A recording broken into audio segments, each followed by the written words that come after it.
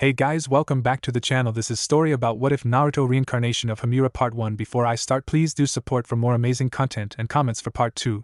Do consider to subscribe my channel and share my video to your friends and check out the description as well. Let's start the video. It wasn't supposed to be like this. They were brothers, they are brothers. Indra, please, he yelled in a desperate plea. Listen to me. Indra Otsutsuki, eldest of Hagoromo, the sage of six paths, with eyes that could see all and the mind of an amazing scholar, revered throughout the entire land for his power and grace. Not to mention a brother. A loved brother, who understood the bond brothers held. And yet he still chose to break those bonds. He was surrounded by a monolithic armor made of black energy. It radiated the power of his life, chakra, in immense waves. The only thing that could match it was the adjacent figure, an equally as large, more obscure figure of white. It was not shaped in the hard, traditional armor the Indra had. It was free-flowing, adapting to what came its way. Those were once subtle differences between the two. Speak to me. Indra looked at him straight in the eyes. Ashura, he said in a painfully quiet tone, fight me. Ashura Otsutsuki, second born to Hagoromo, the sage of six paths, with the heart of his father and a will to achieve whatever he wanted. Known all throughout the land for his charity and sympathy, helping those who needed it. Subtle differences that are now great canyons separating them. Why are you doing this? Ashura yelled for the umpteenth time. Is this about me becoming heir? You can have it. I do not want it if it means losing you. Both him and Indra knew that if Ashura truly meant to give up the heir to the six paths, then he wasn't ready to begin with. No. This is not about father's title. I do not care for that, Indra said. I simply see how the world must evolve, and you are interfering with that. With what? The world needs order, Indra yelled with sudden passion. People are murdering each other, raping each other, hurting each other. They need someone to guide them, to take them onto the right path. Then let us do it together. No. Indra shook his head. You do not have the steel to punish those who deserves it. To be the fear that keeps the people's eyes forward. People like you are the reason the world is like this. Letting the horrible people go with nothing but a slap to the wrist. They need someone to eliminate the evil from the world. No matter how many must fall. Who taught Indra to blame? To be selfish? To be evil? It was not their father, he taught them better than that. Who could teach these things to Indra? Then Brother Ashura could feel his heart sinking. I promise I'll take care of your family. No. I promise. Indra was many things. He was a teacher, a student, a helper, a traveler, a son, a brother, a father, a husband. But once a person becomes a corpse, all those previous titles become null. It wasn't an easy battle, of even particularly long. It was just a battle. Slice there. Stab there. Block that. Find that opening. Ashura just sat at the hole his brother was laying in. Indra hated all the stupid details of a funeral. Just bury me, he used to say, thinking his death was much farther away than it actually was. The fight didn't feel eventful. Ashura knew it was supposed to. He knew that it was supposed to end with him cradling his brother's body, Indra whispering a few final words before Ashura cried into the sky.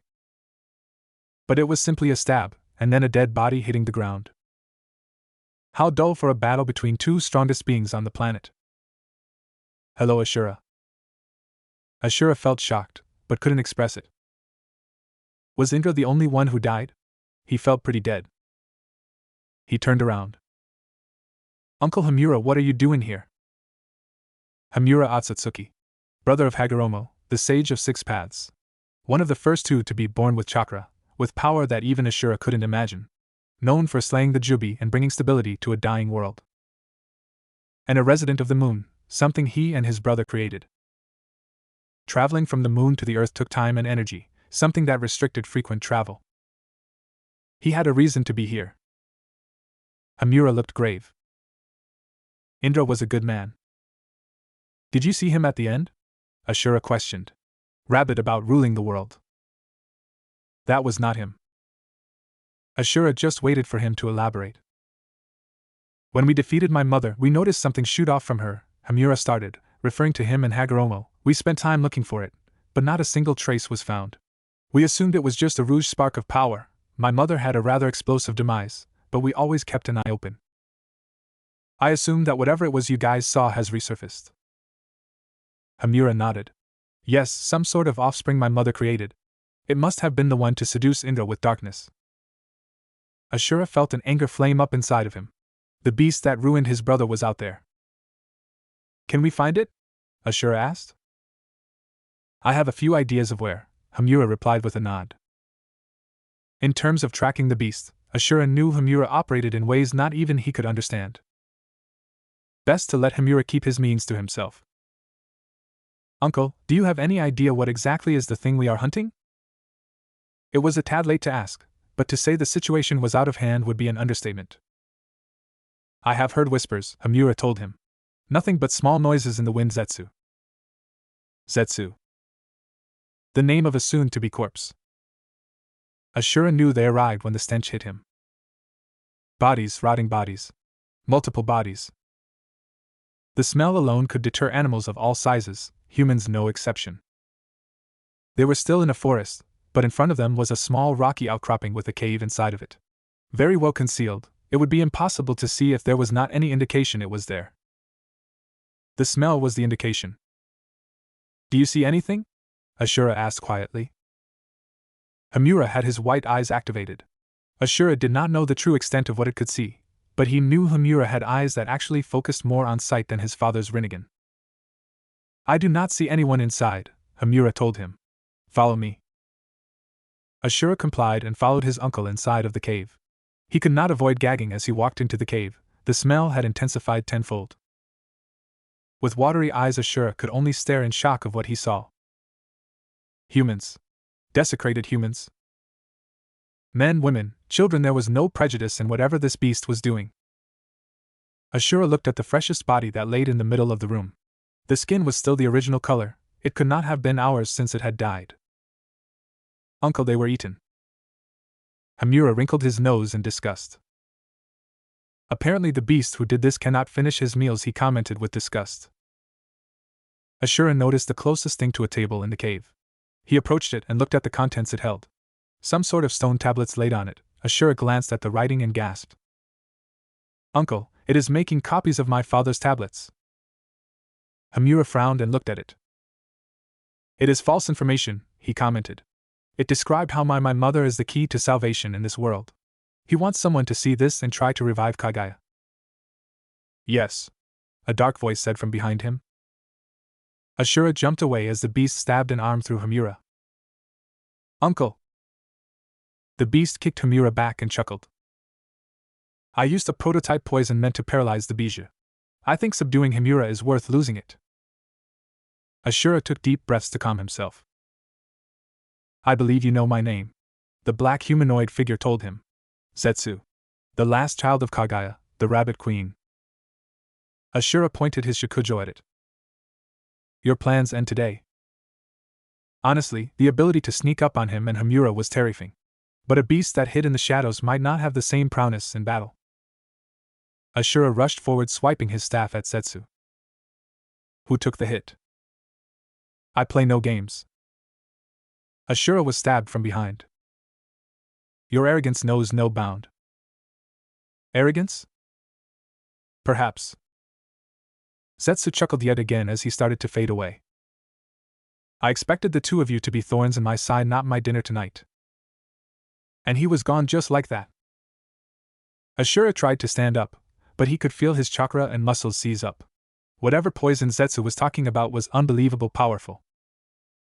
Hey Ashura! Hamura suddenly called. He stumbled towards Ashura shakily. Ashura could see the wound on his uncle. It was bad. Very bad. He did not know how Hamura was walking, but he could only guess how long his uncle could last. I can fix this, Hamura slowly spat out. Ashura wished he could reply, but he did not have the energy. I am going to use all my power. Ashura. Do not underestimate him again, I am giving you another chance, take it. And like that the entire world turned white. Ashura did not fully understand what happened. He felt water cover part of his body. He was floating? Ashura slowly stood up and looked around. He was in a giant room, filled with nothing but darkness. He felt a presence behind him and turned around. 9 swaying tails met him. 8-year-old Naruto Uzumaki made his way down the streets of Konoha. He ignored the few stares of resentment being sent his way. He didn't even know why they disliked him. His pranks were hilarious, especially the wild chicken rampage he just caused a few days ago. He had a plastic grocery bag in hand. He had just gotten a few supplies from a small store. The store was very far away from the blonde's apartment, which was why he was currently walking home in the dark. The reason he went so far was because the lady who owned the store was unbelievably nice. She gives him sweets every time he went there. Naruto turned left and made his way into the alley. It was an effective shortcut. "Hey! Blondie!" A slurring voice rang behind him. Naruto turned around. It was some drunks. Some might think that the blonde is about to be beaten, cut, and have his jingles ring by a bunch of completely straight men who think having pedophilia tendencies is perfect punishment for a small boy. But Naruto actually smiled as he saw them. "Yo Naruto! What is up?" Naruto shook his head amused. "You guys are a bit too drunk. Nothing is really happening, just walking home." Naruto had no idea why people think drunks are bad. Yes, some might do some things without thinking, but you really get to know someone when they're drunk. The good, the bad, and the ugly all came out. Even though they had scruffy beards, dirty faces, and ripped clothes, it didn't matter because they were honest, nice people. And they have helped Naruto a fair share of times. Naruto waved to them as he walked away. The drunks tumbled around, probably looking for another bar to raid. The blonde looked around his apartment as he entered. It was a small 2-room living space. One of the rooms was the bathroom while the other was his living, dining, sleeping, and cooking room all in one. The apartment wasn't really suited for a grown man, but for a small boy like Naruto it was perfect. He set the groceries down on the table and took out a styrofoam cup of instant ramen, the blonde's favorite food. Eat then sleep. Naruto had school tomorrow and he didn't want to miss it. So, where is a conjugation of we are? Yes, you are getting slang a lot easier than I thought. What? Did you think that I was going to be like thy thou slay thou you foulest beast? Now cometh hither to your demise. Or something like that? Kurama snorted. I remember a lot of people saying that to me, and if I'm right most of them were from your time. Yeah, it was called noble speak. Just a bunch of asshole rich people trying to act even higher than the working class. Actually Indra spoke like that a little. The fox rolled his eyes. They always taste the best. All the perfume and exotic food gives them a very sweet taste.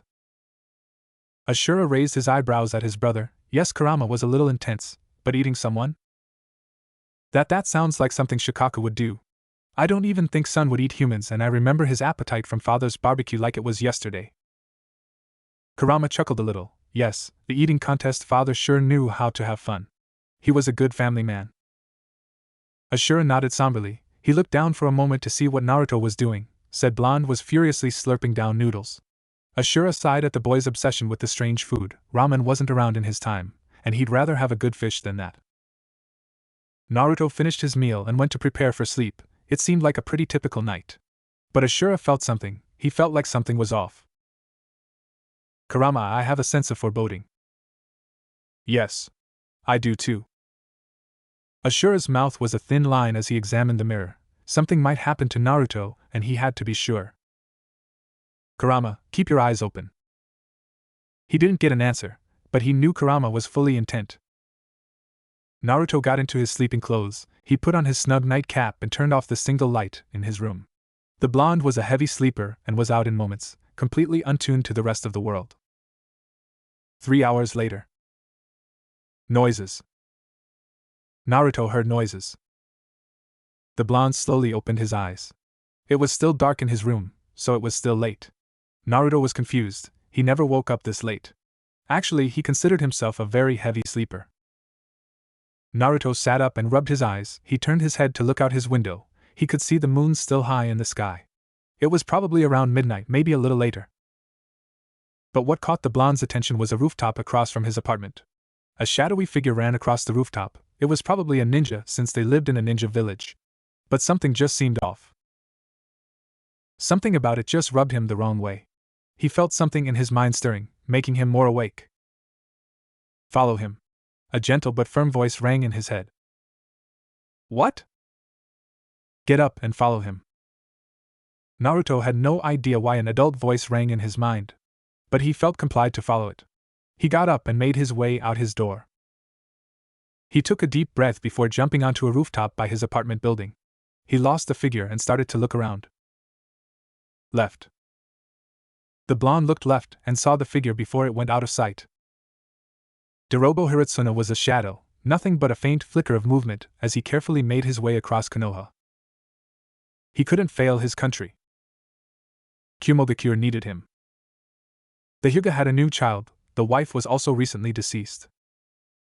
It was the perfect time to snatch the child and bring her back, giving Kumo the Byakugan they have always wanted. Kurama. Do you feel that? Yes. It can't be. It has to, it can't. I know only 2 people with a feeling like that, and we saw one of them die. Ashura didn't know how to feel. But he died too. We don't know if he died. Hamura and father were never really understood. Ashura tried to rein his racing thoughts. Hamura. He could feel Hamura's chakra coming from the unknown ninja. He started to take deep breaths. Okay, Kurama. We need to find out who or what is giving out Hamura's chakra. I can sense another chakra from the figure, so it's not him. But how? I'm sure Hamura died after he sent me here. No. I would have felt Hamura die. I would feel such a powerful chakra fade. Did he go back to the moon then? The amount of chakra it takes for the jump that distance is immense. I would have felt that too. If he didn't die or go back to the moon, then he was wandering the earth? No realization came to Ashura's eyes, only more confusion. He started to pace back and forth, thinking extremely hard about the prospect. Ashura, the boy is nearing. Ashura snapped out of his thoughts. The best way to find out whatever was emitting Hamura's chakra was to get it in his hands. Naruto held his breath as the figure turned his head around. The blonde stayed still, trusting the shadows to cover him. Naruto knew he was pretty good at hiding. He pranked ninja all the time. If he could throw a paint balloon at the Hokage with all his guards present without being seen, then he could follow a man. They were in the more expensive parts of Konoha. The man entered the village in the more affordable section of the village, and was making his way across towards the more private and luxurious homes that nobles and highly successful merchants lived in. Naruto continued to follow the man as he made his way towards a majestic white mansion. The Hyuga compound. Konoha's most noble clan. And in Naruto's opinion, a bunch of assholes. Naruto stopped a safe distance away. He was never in good terms with the clan, and he didn't want to be spotted by them. But he felt compelled to follow the figure. He felt like he absolutely had to. He watched from the closest tree possible as the man started to near the Hyuga compound. Dorobo smirked as he walked down the hallways of the Hyuga compound. They were so arrogant, they don't even have guards patrolling, even after the kidnapping attempt 4 years ago. Their all-seeing eyes does not work if they're not open. And their status wouldn't protect them from a Kumo ninja. He slowly opened the door of his target. He slowed his breathing as he approached. Hyuga Hanabi was sleeping peacefully, not suspecting a single thing that is about to happen to her. Dorobo got to the foot of her bed before slowly reaching for an insulated pouch at his waist. He opened it and pulled out a soaked rag. Quicker than lightning, he pushed the rag towards the sleeping child. Her eyes snapped open in alarm and she let out a small, strangled cry as the narcotic drug on the rag started to spread through her 3-year-old body. Her eyes unfocused and she slowly lost consciousness. Dorobo put the girl into a bag and heaved it over her shoulder. He went over to another side of the room and opened the window. Smirking, he jumped out. Naruto saw the man jump out the window. He was going into a forest. But why? The only thing at the end of that forest is the wall. And if he jumped that, then he would be out of Konoha. Wait. Naruto's eyes widened. A thief. The man must have stolen something from the Hyuga, one of the richest families in the village. But the question was what? Naruto decided to find out for himself as he jumped after the man, looking for a confrontation. Get ready, Ashura. We might have a fight brewing.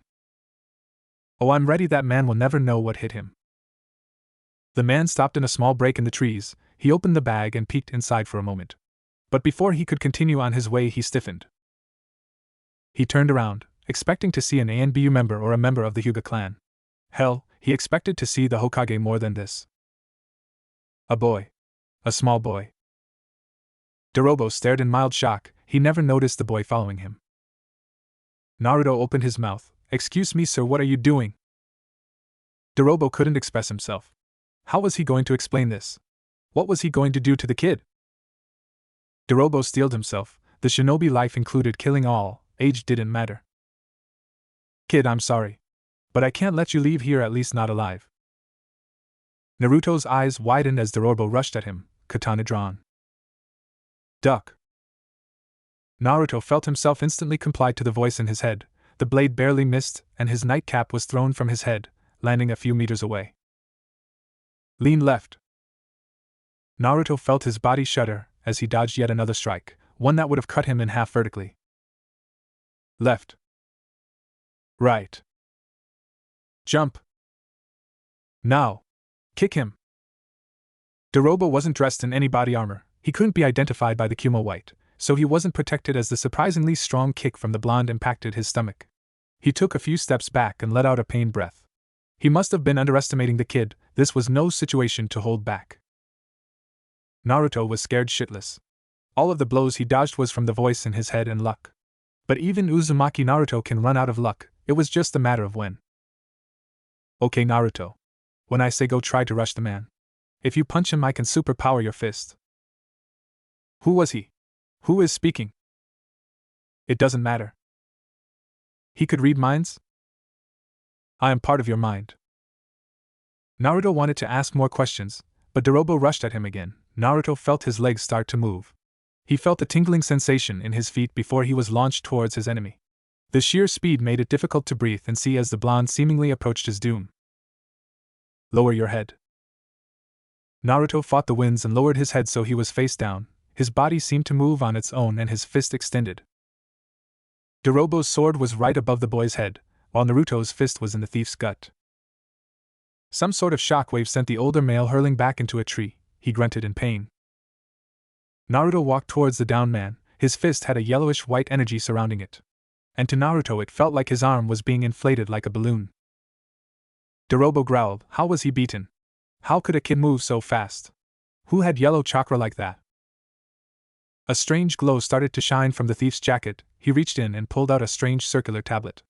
Naruto stopped walking and examined it from a distance. Dorobo seemed just as perplexed. Why is the good luck charm the Raikage gave me glowing? Wait, maybe it was a chance. Dorobo held it towards Naruto in a moment of desperation. Suddenly a bright light shined from it, and a white energy shot towards the blonde, knocking him over. Naruto felt his entire body go numb. His vision started to fade. What happened? Silence reigned. Ashura, hello? Ashura, what is wrong? Kurama looked towards his half-brother. His stiffened form was pale. Kurama, you don't feel that? No. What is it you feel? Before Ashura could answer, wind started to spin in the sewer. The wind started to form a mini tornado. The tornado converged to a side of the sewer and started to condense smaller and smaller until both Ashura and Kurama had to look away from the raging winds. And when they looked back, both of their jaws dropped. It was Hamura standing there. He was staring forward, but not looking directly at either of his nephews. Ashura took a tentative step forward. Uncle? Hamura's form started to flicker before it spoke. Ashura. At least I hope it is Ashura. I cannot communicate for long, but I must warn you. I am sure you made it to the future. I should start. Ashura slowly took his hand and swiped it through the image of his uncle. The figure flickered rapidly before returning to normal. He looked at Kurama. This isn't real, it is some sort of image being projected to us. Before Kurama could comment, the Hamura figure spoke again. It all started after the battle with Zetsu. After I sent you to the future, I managed to heal myself to the point of surviving. I did not have enough strength to return to my home on the moon, so I did some looking around Zetsu's base. And what I found terrified me. Zetsu somehow found text from the gods, the very gods that planted the Shinju tree. He was planning on retrieving artifacts to give to my mother if she were revived. I decided that I could not allow him to get something touched by the gods. I decided to find them myself and hide them. The Hamura figure stayed quiet for a moment, most likely to give the onlookers some time to absorb the information. My time is running out. I thought I would have more. This artifact that you found is an identical image of a key. I managed to recreate this artifact from my knowledge with them. There are 12 keys hidden around the land, safe from Zetsu's reach. You must find them to uncover the godly artifacts. And you will also learn the truth of the Shinju. The form started to flicker rapidly. Ashura. I know you are out there. And I know that you can find them. Ashura, the things I have found out amazing. Simply amazing. My time is ending soon and I cannot help you anymore. The fight with Zetsu is up to you and your transcendence now. Ashura, you have a long road ahead of you, but I believe in you and I'm sure that Hagoromo does too. Good luck. The form of Hamura suddenly vanished, leaving the circular artifact on the floor. Ashura looked to Kurama. What do we do now? First we help our host because he is going to die. Then we try to find these artifacts. Host? Shit! Naruto! Naruto groaned on the floor. All of his previous energy was gone, and he felt terrible. Dorobo slowly made his way towards his fallen foe. He was going to finish the kid off, but he had other priorities first.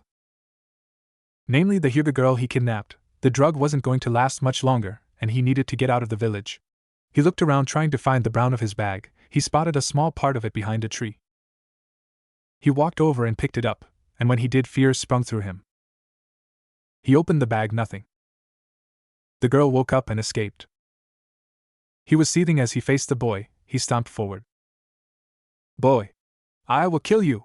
You ruined my mission! He pulled out a kunai and prepared to finish the blonde boy. He lifted Naruto by the neck and held him up. You're pretty strong, kid, but you signed your death warrant when you ran into me. He saw the fear in the boy's blue eyes. Dorobo swallowed the lump in his throat. Killing was never easy, and killing a small child was immensely difficult. But suddenly the boy's blue eyes flashed red, and a strange red chakra bubbled around him. Dorobo felt his hand burn at the boy's touch. He let go of Naruto and jumped away, clutching his arm. A voice rang in the distance. Over there. He's 100 meters that way. Shit.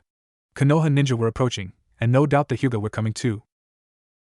Dorobo looked to the boy laying in front of him. I'll be seeing you, kid. He jumped away moments later. Naruto woke up in a sewer. A damp, dingy, and unwelcoming sewer. Luckily it didn't smell. Naruto could hear voices at the end of the long hallway he was in. One of the voices was vaguely familiar. He started to walk. At the end the hallway opened up into an absolutely massive room. In the middle of the room was a man. He had short, spiky black hair and a slightly angular face, very deep brown eyes that made Naruto feel safe, white clothing that somewhat resembled a monk, a magatama, basically a bunch of beads shaped like a kama, necklace that was orange, and in his hand he had a shakujo. He smiled at the blonde. Hello, Naruto. Hi. The man chuckled. You do not remember my voice? Suddenly it clicked in Naruto's mind. You're the voice from my head. There you go. But where are we? The man looked around. There was complete blackness behind of him, and Naruto swore he saw some movement. The man cleared his throat, snapping Naruto's attention back to him. This is your mind, or at least an imagination of your mind. My mind is a sewer? The man laughed again. No. It's not a sewer, it is anything you want it to be. Oh, he finished rather lamely. The man started to walk forward. Let me introduce myself. He got in front of Naruto and extended his hand. My name is Ashura Otsutsuki. Naruto gulped as he extended his arm. He slowly shook Ashura's hand. My name is Naruto Uzumaki Naruto. It's a pleasure to meet you, Naruto. Naruto merely nodded. Ashura let go of the handshake. Let me explain why I'm in your mind. Ashura explained a slightly paraphrased version of his story. Slightly paraphrased, not much. So your uncle and you fought some crazy guy trying to rule the world and you ended up in the future. And now you must find the crazy guy to save the world. Slightly paraphrased. So only about 10% of the story is told. Basically. Wow, so cool. Naruto's eyes sparkled. Children so impressionable. So Naruto, make sure you keep me a secret. People won't like that I'm in here and may take me away. Don't worry. I'll keep you a secret. I pinky promise. Ashura smiled as he locked his smallest finger with the boy's. He had no idea what a pinky promise was, but if it meant he stayed hidden then it was fine. Well, Naruto, you need to go rest. Your body must be very tired from the fight. On cue, Naruto yawned. Yeah, I am pretty tired. How do I leave? Just leave. It is your mind. Naruto faded away moments later. Ashura's face turned grim. Kurama, where is he? Hospital, the Hokage is there. My chakra was too strong, right? Yes, your chakra inflated his tenketsu largely. If you would have channeled any more, his tenketsu would have popped with the amounts running through him. Are they alright? Yes, but they are expanded beyond a normal 8-year-old. He will probably have absolutely huge chakra reserves. Turns out he can handle my chakra. It seems like the potency of chakra has died down since our time.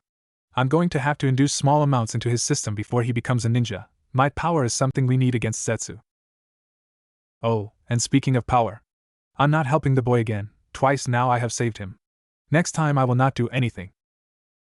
Yeah, you are so grumpy. Naruto stirred awake. His conversation with Ashura just ended. His advanced sense of smell could notice some very distinct scents, the scent of hospitals. Joy. He was in the hospital. Wait. If he was unconscious, then was his conversation with Ashura fake? Was it all just a dream? No, I am real. Naruto sighed in relief. At least he wasn't losing his mind. He glanced out the window. It was night, but by the position of the moon it wasn't the same day he passed out in. The moon was too new. Amazing analysis, you have a very bright mind. Well, thank you. Naruto felt himself blush at the praise. He never really gets praised on things much. The door opened. Naruto turned from the window to see who came in. It was in small figure, not like a boy small, but an elderly small. But Naruto could see the highly refined movements the man had. The boy knew who it was his surrogate parental figure, Sarutobi Hiruzen, otherwise known as the god of shinobi, the professor, or the third and current Hokage. He was an important figure, actually beyond important. He led Konoha. Everything happening in it was either instructed, or approved by him. Nothing happens in the village without him watching. H controlled the entire ninja force and could command them to do anything he pleased. All that power was not something you expected in the hands of the old man smiling warmly at Naruto. At first glance he simply looked like an older man who was happy to see his grandchild. Naruto, what have you done this time? The man sounded resigned, probably because Naruto had been hospitalized multiple times in the past, mostly because of his stupid actions. It was an accident. Yeah, an accident. The Hokage sighed, and Naruto couldn't blame him. This room was called the Uzumaki Suite. It was his own personal room the Hokage arranged. Whenever Naruto was injured, which was very often, he was sent here to be treated. The hassle of going through papers and trying to find a suitable room was too tiring for the Hokage and staff since the bond came in way too much. Naruto, please don't lie to me. Naruto swallowed a nervous lump in his throat. Was he already caught? Huh? What do you mean? I mean that late last night yesterday, a member of the Hyuga clan came saying that one of their heiress was missing. And while we were tracking her in the forest she ran up to us saying she was kidnapped and someone was fighting her captor. And we found you there unconscious. Naruto's eyes widened. The sack had a girl in it. I thought he stole money of something. That bag was pretty small, so a small girl. Holy crap, I caught a pedo in the act. Oh shit. So much for denying all action, smooth. Oops. Hiruzen shook his head. So you saw a man break into the Hyuga compound and leave with a bag. You, thinking the man stole money, decided to follow the man and apprehend him. Then you got into a fight and got knocked unconscious, right? The Hokage is rather intelligent, being able to put together an accurate story from your mindless speakings. He is rather smart, Naruto thought fondly. A new voice rang out. Hanabi said that she woke up to the man fighting a smaller opponent before she ran away. The boy's story matches up with hers. Naruto looked at the new speaker. He was tall with long brown hair going to his mid-back, fancy white clothing, and extremely pale eyes. Hayashi, didn't see you coming. Hiruzen probably felt him coming though. Hayashi? That name was familiar. Naruto was sure he heard it before. Hey, not to sound rude, but who are you? The man took a few steps forward and bowed slightly. My name is Hyuga Hayashi, leader of the Hyuga clan. Oh shit! He was the leader of the Hyuga clan. That guy was a big deal. He had power, money, and respect of many. Calm down. If he is as powerful as you say, try to get in his favor. Hayashi's pale eyes met Naruto's blue ones. I owe you, Uzumaki-san. My daughter is very dear to me, and she could have been heavens knows where and could have been doing terrible things if did not intervene. Well, that was an easy way into his good books. Naruto rubbed the back of his head, embarrassed by the praise. It was nothing, Hyuga-san. I just couldn't sleep and went for a small walk when I noticed the man. I couldn't just let him steal something from your house and walk away, it would have been completely against my morals. Did I say that right? Naruto asked Ashura, who was feeding him words to say. Yes, you said it fine. Hopefully the statement will also double as a good enough alibi. What is an alibi? A statement telling where, when, and what you were doing during a specific period of time. It is usually used when you are being questioned about something that you are suspected on doing. Suspected on? I did nothing wrong. You were somehow awake and near the Hyuga compound around the time of the robbery. You then, for some strange reason, decided to follow the much larger thief. You may not have stolen the child, but that sounds highly suspicious. Crap, Ashura was right. And the look on the Hokage's face was mighty suspicious. But Naruto, what were you doing by the Hyuga compound? Your apartment is on the other side of the village. Shit, think, yes. I was visiting Shikurio, you know that store I always go to with the lady that gives me treats. Well, I went to visit since my milk was bad and I was craving some. And that store isn't far away from the Hyuga compound, you can actually see the house from inside the store. Hook, line, and sinker. That was the alibi, the best alibi ever. Great job. I can make it better, watch. Naruto was inwardly smirking. Crap. I left my milk somewhere to chase the thief. I don't even have enough money to buy a new one, GG. What am I ever supposed to do? Naruto had put on his acting hat and was being extremely overdramatic. A bit too much in my opinion, but I think that just secured our freedom. They seemed very convinced. The old man is a sap. He'll let me go because he knows I'm not a threat to Konoha. Hayashi turned around and made his way to the door. I will have some money sent to your home for some new milk. Consider it a thank you for helping my daughter. After he left, Hiruzen shook his head again with a sigh, but Naruto could see his lips tug up into a small smile. Oh Naruto, you are a magnet for trouble, I'm glad you're alright. I have no idea how you managed to fight off a fully trained ninja, but I guess no one can predict Uzumaki Naruto, huh? Actually, Hiruzen knew how. His ninja unseen felt the Kyuubi's chakra. But he couldn't tell that to the boy. Naruto doesn't need to know about the Kyuubi yet. Damn straight, old man. I'll keep surprising you until I get that hat from you. Or until my surprises give you a heart attack, then I'll take that hat anyways. Hiruzen's fist impacted the top of Naruto's head. Kids have no respect these days. Fuck. That was so OW. What foul language. Must I wash your mouth with soap? No. You stupid, old, senile, perverted fart. Go peep on some girls with that crystal ball of your OWW. You were asking for that one. Naruto was not expecting the large package on his kitchen table. He walked over to a small note and picked it up. The handwriting was neat beyond comparison and made Naruto's handwriting look like dog poop. Young Uzumaki Naruto. We allowed ourselves into your home in the purest of ways. We merely thought that our package was too valuable to leave on the streets. The Hyuga clan will not forget the deeds you have done. If you are ever in need of help, the Hyuga clan will assist you to the best of their abilities. Hyuga Hayashi, head of the Hyuga clan. Naruto looked at the large white box in front of him. He pushed it slightly to test the weight. It didn't move at all, it was heavy then.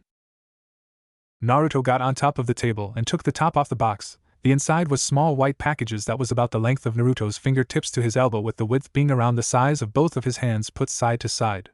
Naruto picked one up, his hand dropping slightly from the weight. He placed it on the table and started to tear an end off. When he did, his jaw dropped. It was packed full of money. Money. Like an entire year of rent money, and that was one package. Naruto looked in the box. There was so many packages. Naruto's smile grew larger and larger. It was lighting up the entire room. Finally, the blonde couldn't hide his excitement anymore. Hell yes. Yippee. I'm loaded. Well, at least you'll be well equipped for the future battles. Equipment? What about the amount of ramen I can buy with this? See? The boy is a complete idiot. Don't be rude, Kurama. He is still a child. He will mature as he gets older. If he gets older, no doubt he will do something stupid and get killed. Ashura sighed. Kurama, let the kid enjoy himself, he is already a very fast thinker, we have time. You've wasted 10,000 years' time? Fate sent me here, there was no earlier time. And besides, what can we do inside of Naruto? It is not like he can go fight Zetsu. Yeah, maybe I'm just upset of being trapped. You don't have to consider yourself trapped. How about part of a 3-person partnership? I still have bars in front of me, Ashura. Such a downer, Kurama, lighten up. Naruto woke up on the floor. His body wasn't fully healed when he had his little celebrations. And he ended up passing out due to exertion. A few moments after he woke up, he chuckled a little. He still had a belated case of happiness from last night. Money was something Naruto never had. His limited diet of foods and clothing was a sign that he didn't have as many choices as other kids. Not like the blonde cared, Naruto was perfectly content living in poverty. As long as his life was happy, money meant little. They say that money cannot buy happiness, but it can buy a comfortable way of living, which is technically happiness in your opinion. Naruto couldn't have agreed more. He wasn't some greedy person, he just wanted to live life without worrying about paying rent or eating. As for the amount, well, let's just say that the Hyuga do not half-ass things, and that was just by looks. Naruto did not have the patience to count it all. Suddenly the door barged open. Naruto instantly moved his eyes to the entranceway. He felt the grogginess leave him, probably Ashura putting him in top shape for a fight. It was good to know he had someone else watching his back. Naruto. The blonde boy instantly recognized the voice. He relaxed as the figure made his way to him. Don't worry, it's a friend, he reassured Ashura, who was still expecting combat. Naruto, you skipped school? The figure yelled at him, obviously peeved. Naruto rubbed the back of his head. Sorry, Iruka-sensei, I had some things come up. Come up? You missed yesterday and today. What could hold you of all people up? Iruka knew that the blonde had little friends and things to do. If he wasn't pranking or at school, he was. Actually, Iruka never thought about that. Those were two things that lost their luster very quickly. What did the blonde do when he wasn't pranking or learning? Stop. He was getting distracted. Engage teacher mode. Naruto started to bounce on his feet happily. Oh, sensei, you don't even know. Look at this. He gestured the scarred man to follow him to his dining table. Iruka eyed the white box as he approached. Naruto with gifts? That didn't seem very likely. The blonde boy happily handed a white sack to him. Iruka eyed it carefully and slowly ripped off a side. And when he did, his eyes widened to epic proportions. He stared at the currency at shock, before he looked at Naruto, then back to the currency, and back to Naruto before his eyes finally rested on the currency again. What is this? Okay, sensei. Okay, okakokokakakakak. Calm down, you'll give yourself a heart attack. Naruto took a deep breath. So I went for all, and I found that Iruka caught off the excited boy with an outstretched hand. I know you're excited, but slow down a little. Iruka chuckled slightly. Okay then, let's sit down first, then you can explain it. But then he got the drop on me. But since I'm the ultimate badass I managed to do something and hurt him. And before I could kick his ass, the search party came. But trust me, sensei, I was whooping him into next week. Wow, Naruto. Nice to know you are actually learning stuff in the academy. Told you that practicing taijutsu would help you. I know. And when I woke up in the hospital, the old man was there. Iruka sighed at Naruto's lack of respect for their leader. And then this guy, I think his name was Naruto, suddenly looked lost. Hayashi. Yes. Hayashi, that was his name. He said he would pay me for helping his daughter. And look. He did. Iruka looked at the giant box of cash and nodded admirably. Yes, the amount of money does seem like something the Hyuga could just hand out. I wonder how rich they are? I'm not the kind of person to care about my bank, but how can the Hyuga just hand out so much? They are very noble and have very sharp business minds. Plus they have those cool eyes. Being able to see through walls must be so cool, maybe a bit confusing in the beginning. I wonder what it's like, having a Dijitsu, eye technique. You can ask Hinata. Who? She's in your class. She is actually Hayashi's oldest daughter and the clan heiress. Naruto's eyes widened. Really? Who has strange eyes? Naruto looked generally confused. His face was scrunched up as thought hardly about the Hyuga's eldest heir. Suddenly the expression of realization came to his face. The creepy girl. The one who is always staring at me and follows me everywhere. She is really strange, sensei. I'm scared that she is going to kill me while I sleep. I can't speak with a stalking killer. Iruka face-palmed and sighed deeply. He thought that he could maybe get Naruto to befriend Hinata. Naruto would gain a new friend and Hinata's shy personality would hopefully gain more confidence due to Naruto's eccentricity. But alas, Naruto doesn't understand her crush on Haim and finds it creepy. Well, I doubt the heiress of the Hyuga clan would marry Naruto anyways. Iruka thought, he's not the most noble person out there, and her crush will probably fade in a few years. Naruto suddenly smiled brightly and grabbed Iruka's sleeve. Hey Iruka-sensei. I can finally treat you to ramen. Ha, yes. Iruka smiled. Even though the beast that killed his parents is inside of the boy, he is just way too cute to hate. Naruto went to sleep early. He worked himself into a food coma last night due to the amount of ramen he ate. I am thoroughly shocked at the amount you consumed. I think the stand owners, the Ichiraku family, received a small fortune last night. I like ramen. Apparently. Naruto groggily got up and made his way to his bathroom. Today was a day off from school. So he was going to spend it buying new stuff for his apartment, and for himself, of course. Do not spend too much. Even though you have a lot now, it will fade faster than you think. Did you see the amount? I'm fine. Naruto. Everything will run out sooner or later. You cannot get arrogant and throw money around, because it will drain fast and leave you without anything. That is the curse of multitudes of currency. Naruto nodded stiffly, sorry. It is okay. But how am I supposed to spend it? What is the right amount? There is no right amount to spend. Another issue with having a lot of money is that you either spend it all too quickly, or do not spend it at all. Just buy what you deem necessary. Also, one thing that needs no prejudice on price is clothing. You need new garbs. What? I enjoy this. Orange is cool and I can already sneak away from ninja in these. If you can tail someone in bright orange, then you can follow someone in anything. Then let us test that. Let's see your stealth abilities with darker colors then? Then gauge the improvement. Also, you're speaking out loud. Naruto blinked in surprise. He honestly thought he was having a real conversation. Naruto slowly walked into a fairly large clothing store. It was the second largest in Konoha. The blonde was going to go into the largest store, but Ashura warned him not to. Naruto had no idea why. There was actually a charity drive giving clothes to those damaged in the Kyuubi attack. Naruto had lost his parents, so he should be able to get free stuff, right? But Ashura was adamant about going somewhere else. It didn't matter much. Naruto trusted Ashura's judgment. After all, it did save his life.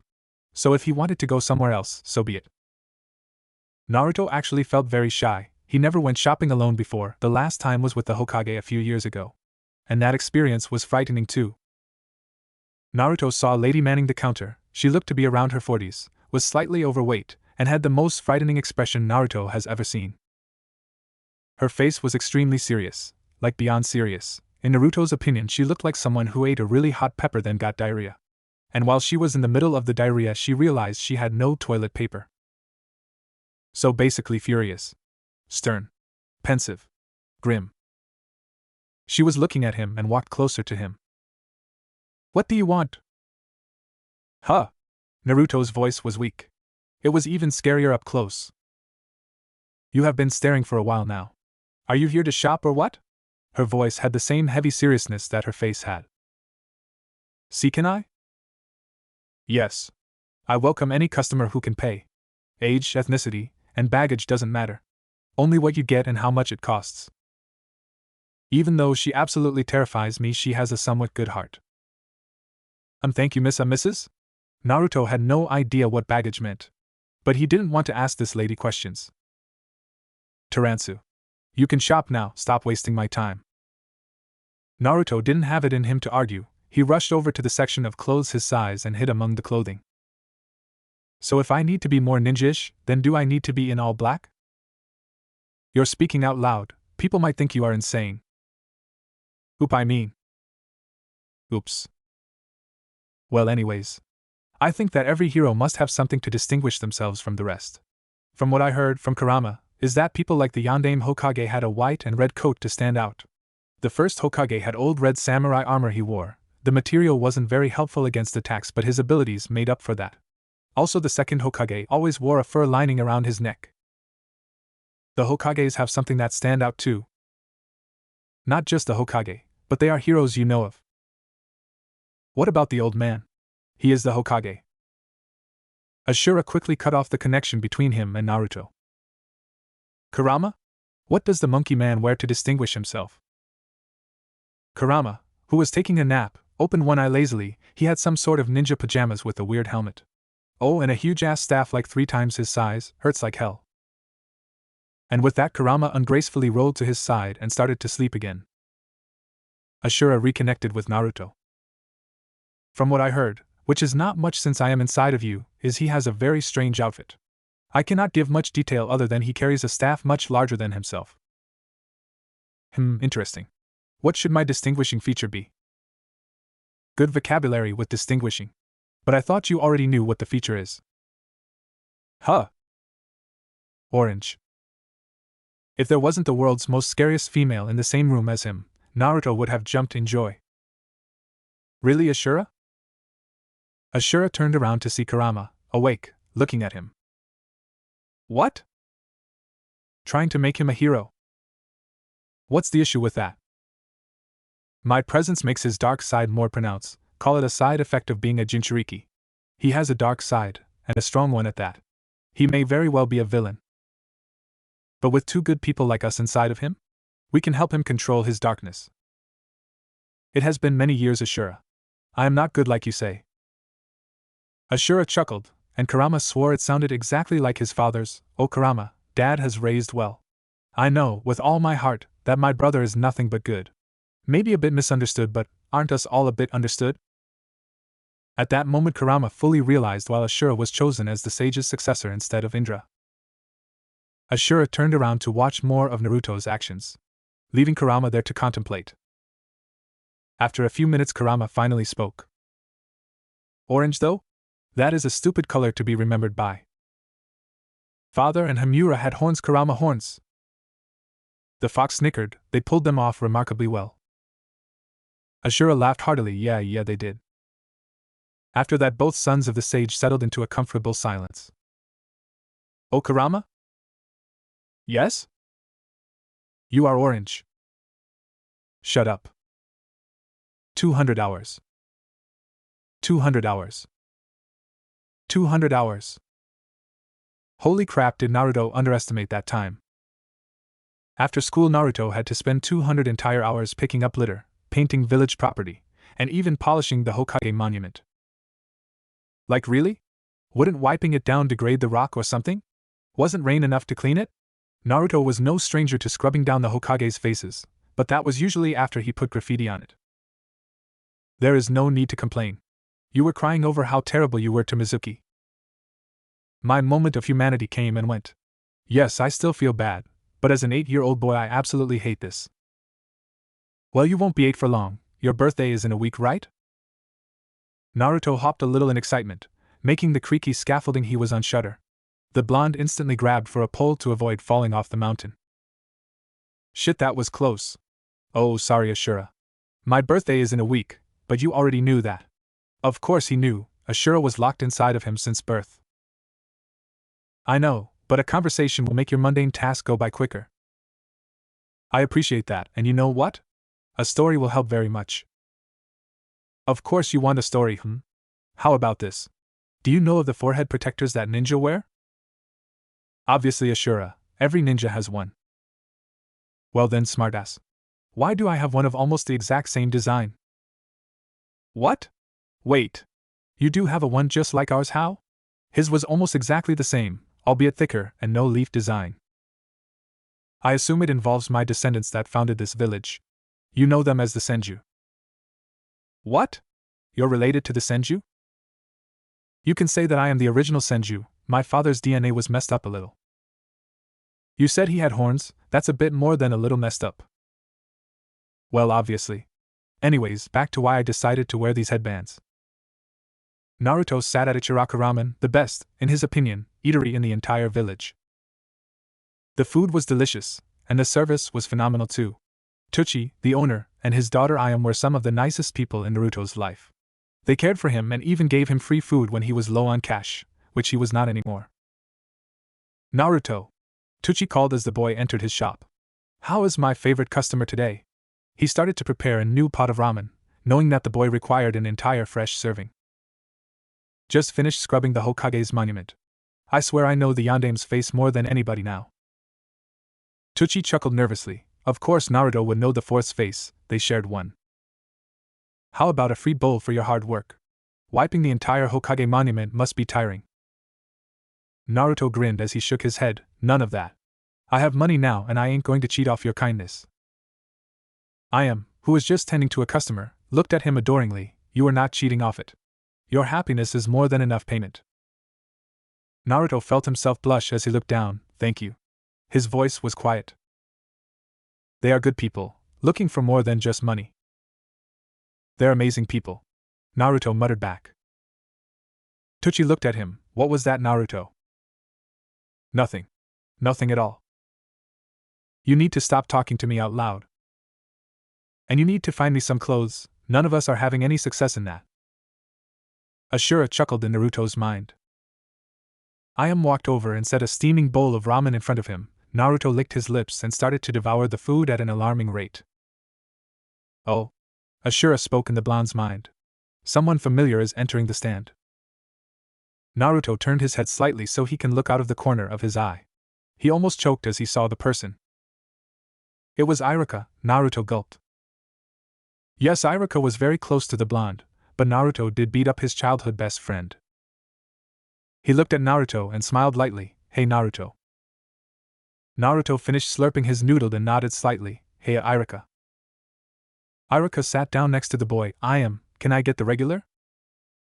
She nodded, of course. She walked off. Naruto started to eat his second bowl of ramen. Iruka sat by him quietly for a few minutes. Finally he spoke, so instead of waiting for Mizuki to heal to give his side of the story, they decided to let a Yamanaka read his mind. Naruto assumed that they was the Hokage and the government. And the blonde had some vague knowledge of the Yamanaka. Apparently they can enter someone's mind and look through them. Naruto looked at his teacher interested. What did they find? Iruka sighed as his bowl was placed in front of him. Mizuki was a traitor. What? Naruto's mind didn't properly comprehend the statement. Mizuki once killed his injured teammates during a mission. He was always a suspect due to their strange ways of death, but he always seemed so innocent. Iruka's face was grim as he ate his food. Naruto was speechless. Mizuki, as in Iruka's best friend Mizuki, was a traitor? Naruto couldn't comprehend how his instructor must feel. Iruka-sensei, I'm sorry. Iruka stared at the broth in his bowl. It's just that you think you know someone so well, that you truly understand someone. And then you find out that every single thing you knew was a lie. There was more to this. Iruka seemed to be thinking of more, sensei. Iruka sighed deeply. Turns out Mizuki has hated me for a while now. He tried to sabotage me becoming a chunin, and successfully messed up my jonin exam. He also hated you, probably because you act a lot like I did back in the day. Iruka could have been a jonin? Naruto took a few moments to process the information. How was the boring Iruka that strong? He did have some impressive sensing abilities though. This wasn't the time for such thoughts. Naruto needed to console his teacher. Sensei, I am so sorry.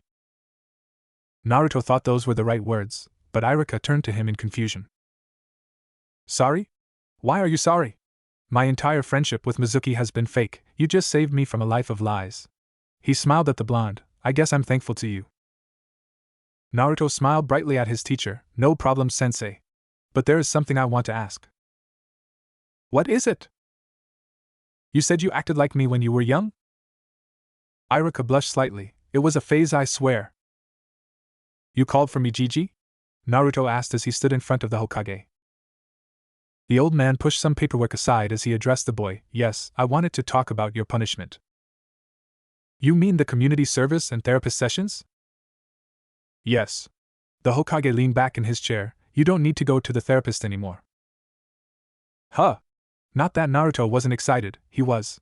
I mean, I only went for 2 out of 5 sessions. Said therapist was a creep. Naruto didn't want to go into any details, but he was sure that man spent a little too much time on his own.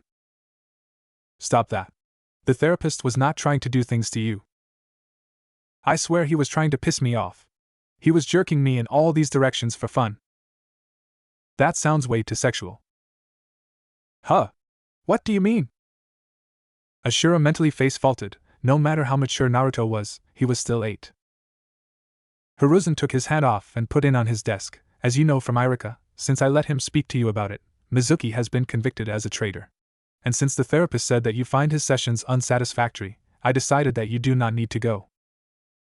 Naruto stuck his fist in the air. Hell yeah! That guy is a creep. Hiruzen shook his head. He knew that creeps since he was a kid. On to other matters. The Hokage began. Your birthday is tomorrow. Naruto smiled excitedly. Yes, it is. Did you get me a gift? The Hokage smiled at the blonde's enthusiasm. Of course I got you a gift. I can't spend your birthday with you tomorrow, but I'll stop by for a few hours to celebrate during the festival with you. Naruto nodded. Of course he couldn't spend a lot of time with him. He was the Hokage after all. He wouldn't look as good if he was absent for the anniversary of the QB attack. Kurama, I need a favor. It depends what it is. Ashura walked closer to the fox and sat down in front of him. I want to look through your memories. Kurama raised a furry eyebrow, prompting Ashura to elaborate. I want Naruto to start using my chakra, but it is unsafe for him. But you have been inside of humans for a century. You must have some memories of your jailers learning some of these jutsu that can help him. And why should I help my jail cell of all people? Because we are brothers and brothers help each other. More of a desperate plea than anything, but Ashura sounded very confident. But we are not brothers by blood. The sage isn't really our father. He only insisted we called him that. It was Ashura's turn to raise an eyebrow. Kurama would never say something like that. Maybe since it was October 10th, the anniversary of his sealing, tomorrow. He must be feeling a bit down of all the people celebrating his demise. Even Kurama had feelings, whether he wanted them or not. Kurama, father created you guys, just like he created me and Indra, the same creation of life just using different methods. Besides, Ashura started to look a little downcast. You are turning out to be a much better brother than Indra was. Kurama's eyes widened at Ashura's words. He fully knew how much Indra meant to Ashura, and the fact that he just said that. Fine. Kurama's voice was mellow. I actually have just a technique in mind. My previous container, the boy's mother, actually learned this. And it is based off father's technique that you already know. Ashura nodded and touched the fox's arm, linking their minds.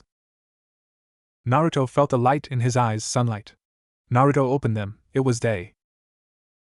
The blonde sat up and stretched his sore muscles. He slept for much longer than necessary and it was affecting his body. He rubbed his eyes. Hey, how long was I sleeping? You went to bed at about 10 p.m. It is a little after 11:30 p.m. You slept for about 13 hours. Naruto smiled grimly. It's my birthday and I slept through a lot of it. Ah well, who cares? Maybe the 7 guards who have been watching you since midnight. Naruto blinked in confusion. What? Okay, I'm thinking now, how many people are here? 3 people are in this room right now, while the other 4 are posted in a close proximity to your apartment. Naruto's groggy mind slowly started to form answers. They were obviously the Hokage's A and BU, probably sent to make sure he doesn't do anything on his birthday or something. But 7 people to make sure he didn't prank anyone? The Hokage wasn't overkill at all. I'm sure there is a good reason, but there is no need to think about it if they mean good. Besides, there is a rather nice-looking breakfast on your table. Naruto turned his head to his dinner table, and there, like Ashura said, was a massive assortment of food ranging from dairy to fruits. Naruto licked his lips at the sight of it. I assume you're going to eat all of it?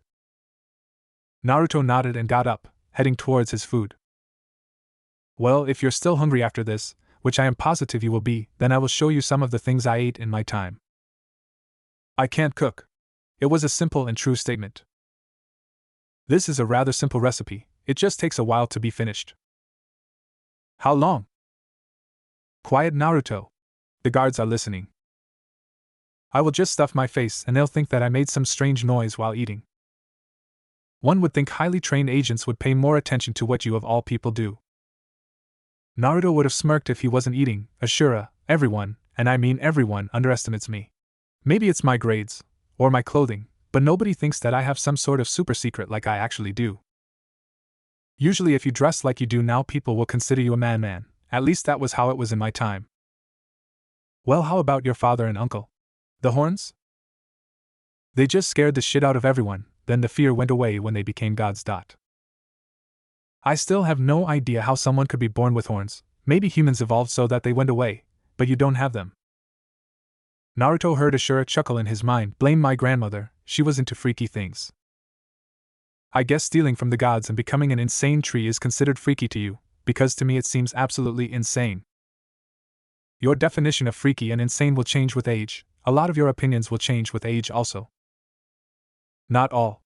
Naruto definitely had a few viewpoints that were engraved into his heart. Of course not all, but let's have this conversation another day. I must give you your gift still. Naruto blinked in confusion as he swallowed a big mouthful of food. You got me a gift? It is your birthday. It will be difficult to give it to you with these guards around, but I think we can do it in your Mindscape. What is it? Just go to sleep. It might look a bit strange to your guards, but you are a strange boy. Naruto had no rebuttal for that comment. He was a strange boy, and the talking ancient man inside of his mind was more than enough proof to him. The blonde made his way to his couch and lay down. He didn't have a television, so he never really sat down on it much. It was mostly there in case a guest came. Of course, not a lot of guests did come, and the Hokage usually took him elsewhere when he came. The tug on his mind pulled him from his thoughts, and he slowly closed his eyes. Hey Ashura, what is behind you? Ashura kept a perfectly composed face as Naruto questioned him. The deep darkness and ripples coming from the water behind him was rather ominous, and Naruto was a curious boy. It is just darkness. There is some space in there that I sit when you are not here. There is also a pool of water that allows me to watch what you are doing. He wasn't lying, just not telling the whole truth. Ashura clapped his hands to get Naruto's attention back to him. Well, onto your gift. Naruto buzzed excitedly. What is it? As much as I hate them, I will teach you a jutsu. A moment of silence. Ashura started again. You do not like the prospect of me teaching you? No. Naruto waved his hands frantically. It's just that you said you hated what people did to Nishu, and also how did you learn one inside of me? Ashura smiled at the boy. In order to prepare you in this world, I need to give up some of my old learnings. Yes, I hate ninjutsu, but I have used Nishu to fight before, and you need to fight in this world to change it. Naruto wasn't big on the prospect of fighting, but he could see Ashura's point clearly. He nodded, gesturing Ashura to go on. As for how I got this technique, when you were an infant the Hokage was watching over you, but a dire situation happened. You were sent to the headquarters of those masked men. I saw some of them practicing it and memorized the steps. I figured it will help in the future. In reality, Naruto's mother Kushina learned it from Minato, Naruto's father. But Naruto didn't need to know his parentage at the moment. It was the Hokage's responsibility to tell the boy. Naruto spoke to him. What is the technique? I'm dying to learn it. Ashura walked closer to him. It is a technique my father created. You cannot learn the true form at the moment, but luckily it was converted into ninjutsu. It is called the chakra transfer technique. Naruto thought for a moment. So it is used to transfer chakra into people or things. Not that I don't like it, but why would I need to transfer my chakra into people? Ashura patted him on the shoulder. We are not doing exactly what the name implies. So what are we doing with it? We are going to reverse it, so instead of you giving chakra you are taking it. So shouldn't you be teaching me an absorption technique? Ashura shook his head. There is no set absorption technique. Chakra varies so much that taking it without proper precautions can severely damage the chakra circulatory system. But my chakra is free to all. We will reverse engineer the jutsu so you will take my chakra. Mine is pure enough that it won't clash with your own. Naruto looked excited and slightly confused. You gave me your chakra before. Why can't we do it the same way again? Through the seal? My chakra is much too powerful for your system, and I have way too much to transfer in little amounts. The lowest I can give almost killed you last time. But if you take it, then you can control and lessen the load on your body, since your chakra will pull on mine, instead of mine overbearing yours. Naruto nodded. I see. Another effect was that it would lessen the damage to the seal as much. Instead of Ashura pushing his chakra through, it would only pull by the seal. And Naruto could take it without straining it much. It would hopefully give Ashura enough time to reason with Kurama. So how can I learn it inside of my mind? Naruto asked. Well, I am here, so are you. It is your mind, so you can use your chakra. It is not that different than physically. Naruto smirked. Let's begin. This is going to be awesome. Iruka. The now awakened Naruto addressed his teacher. Hey there, Naruto, happy birthday. Iruka smiled at the blonde. Naruto hopped in enthusiasm. Do you want to come in, Iruka-sensei? Iruka shook his head. No, I was hoping to take you out. Ramen, no restrictions. By that he meant all you can eat, and that he would be paying. Really? Yup, and after that we'll go see the fireworks when it gets dark. Naruto grabbed the teacher and started to pull him, no doubt towards his favorite eatery. I have no idea how you consume that stuff. What? I can eat it because it is delicious. It looks slimy and stringy and plain strange. Much like my wife's cooking. She wasn't here to hear that, but Ashura still winced as if she smacked the crap out of him, as she usually did. It's one of those things, something that you cannot describe without trying it yourself. You must see or rather taste to believe. Well, you eat like a hog, so I am going to go somewhere else. Goodbye. See ya. Naruto turned to Iruka. So Iruka, do you think your wallet can handle this? Said man chuckled. No need to worry, Naruto. I said I would treat you, and teaching shinobi pays a lot more than you would think. Way more than an average job actually. The Hokage knew the importance of teaching, and made sure he took care of the village teachers. Fine then, I am another bowl. Iruka sighed. Truthfully, the Hokage gave him money to treat the boy. Iruka wasn't lying about his salary, but the Hokage didn't want him to waste Iruka's hard-earned money on his responsibility. And at this rate he would have to use his own money, not that he was upset. Naruto deserved it. So Naruto? Iruka asked. What are you going to do about your academy grades? Might as well ask him when he's vulnerable.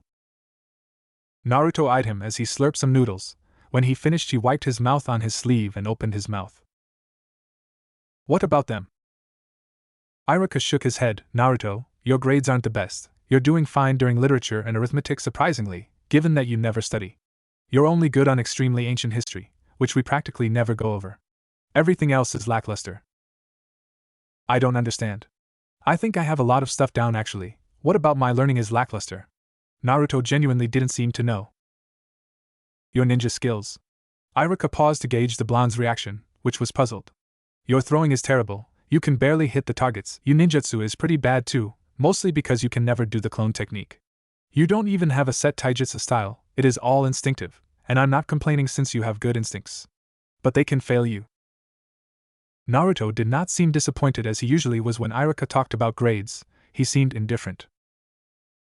Iruka, why does fighting matter more over knowledge? The question was quiet, but Iruka heard it clearly. Because Naruto. How can you become Hokage if you can't fight? The Hokage needs to be the strongest in the village. Iruka Naruto looked down for a second. I don't like hurting others. Why would violence triumph over peace? I don't want to be the strongest if the title means hurting others when a peaceful negotiation can happen instead. Why do I need to be the strongest in body to protect the village when I can be the strongest in mind? The old man is way past his prime, but his mind is the thing keeping Konoha safe. Iruka looked at the boy, trying hard to figure out where such words and wisdom would come from. Naruto continued his passionate speech. I know that I am going to have to fight in this world, but that doesn't mean I can't make allies instead of enemies. I will become Hokage, but I will through peace and understanding, not pain and violence. Iruka could see something in the boy. A light. Maybe, just maybe. That was the sacred will of fire the Hokage always preached about. Naruto, I think that you are going to lead Konoha, and the entire world, into something new. Not an opinion. Fact. Naruto smiled at his teacher, happy of his acceptance. Sensei, where are we going? The academy. They are having a little gathering of students and family to watch the fireworks, since they are being launched from the Hokage monument, which is pretty close to it.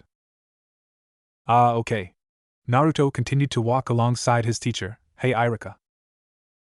Yes? Naruto looked at the ground. I feel nervous. Iruka was surprised. Wait, what?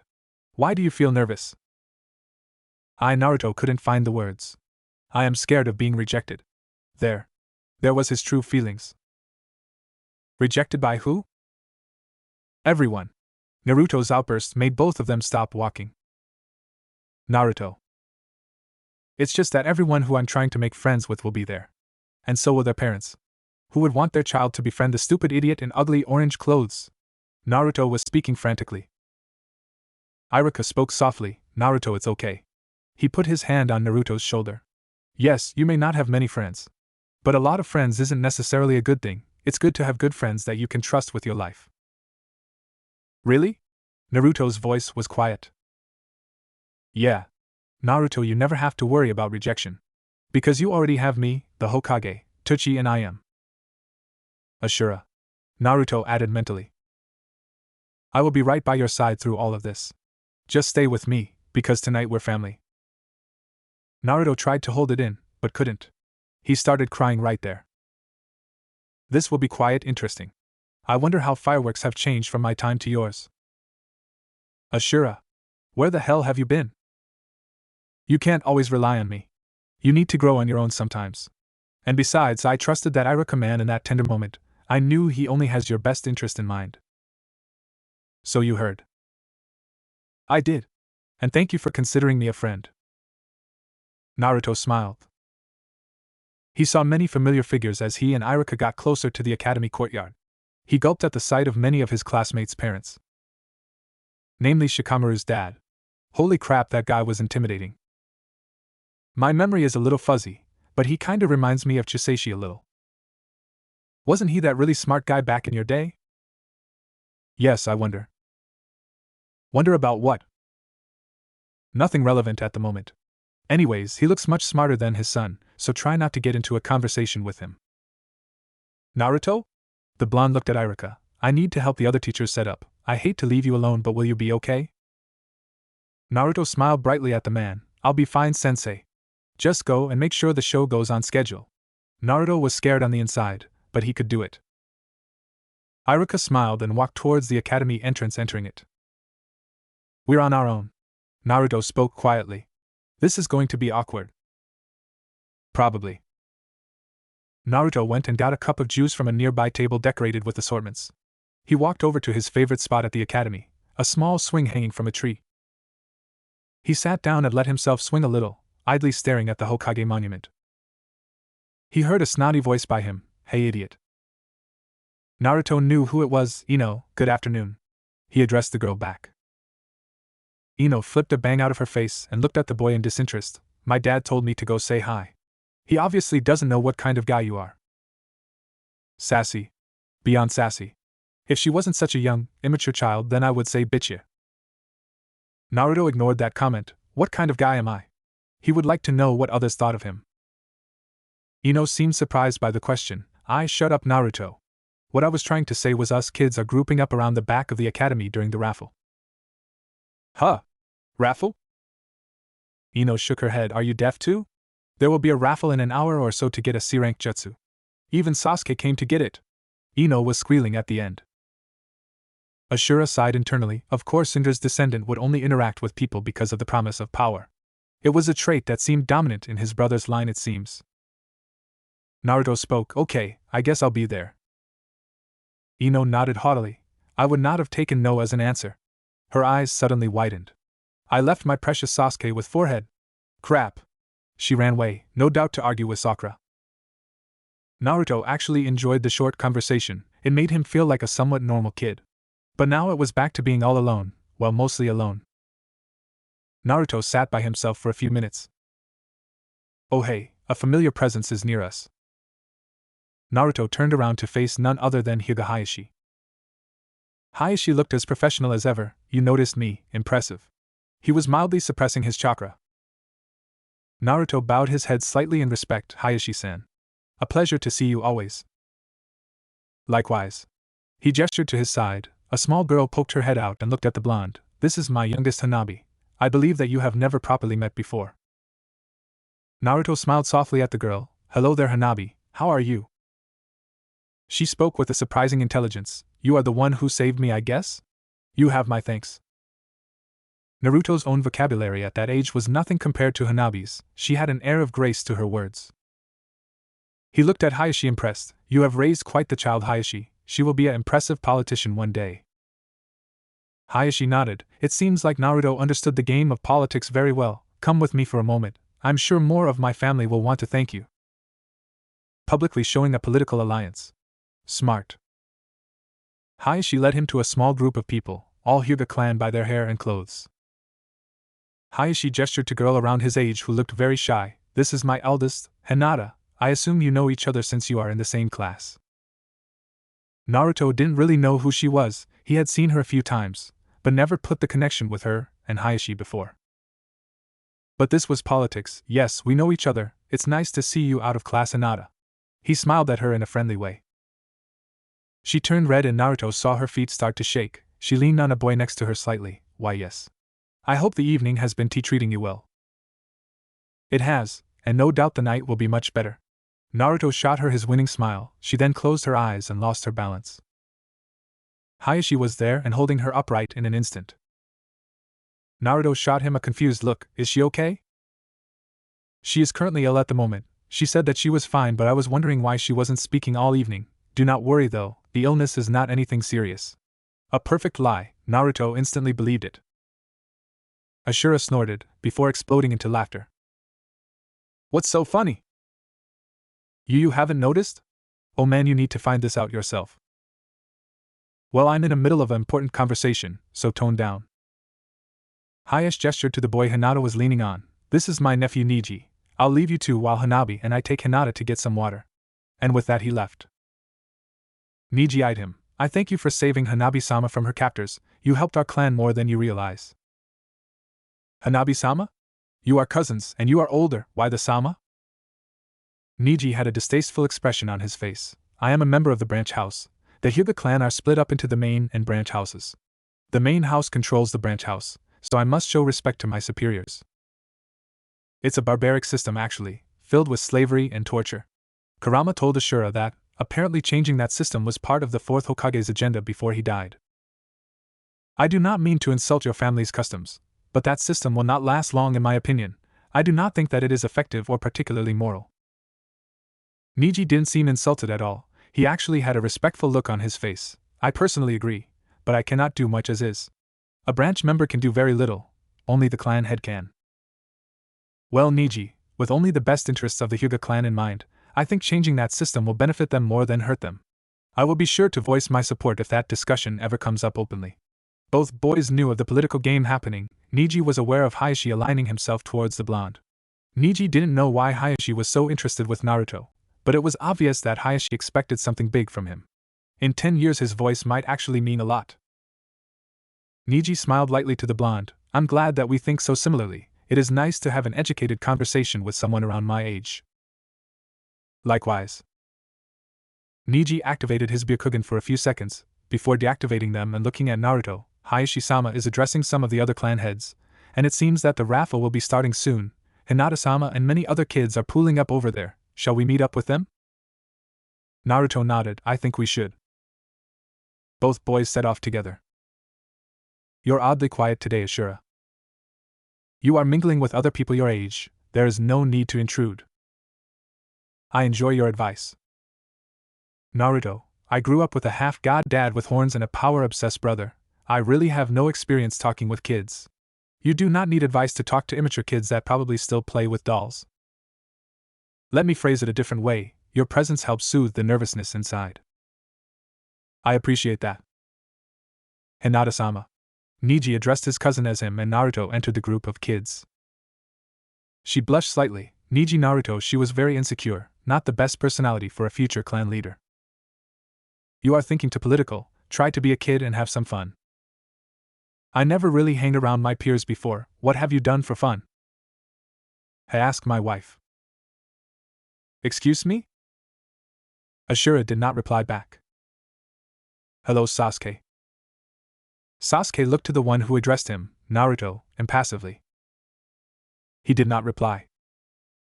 Naruto ignored his silence and continued speaking. By any chance do you know what technique the raffle is giving out?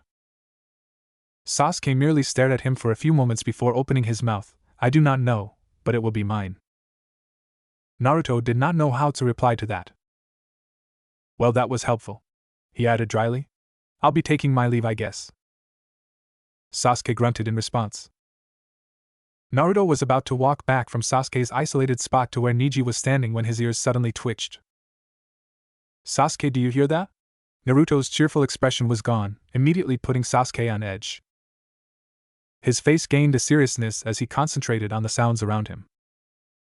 The Uchiha turned back to the blonde. It sounds kinda like footsteps in the forest.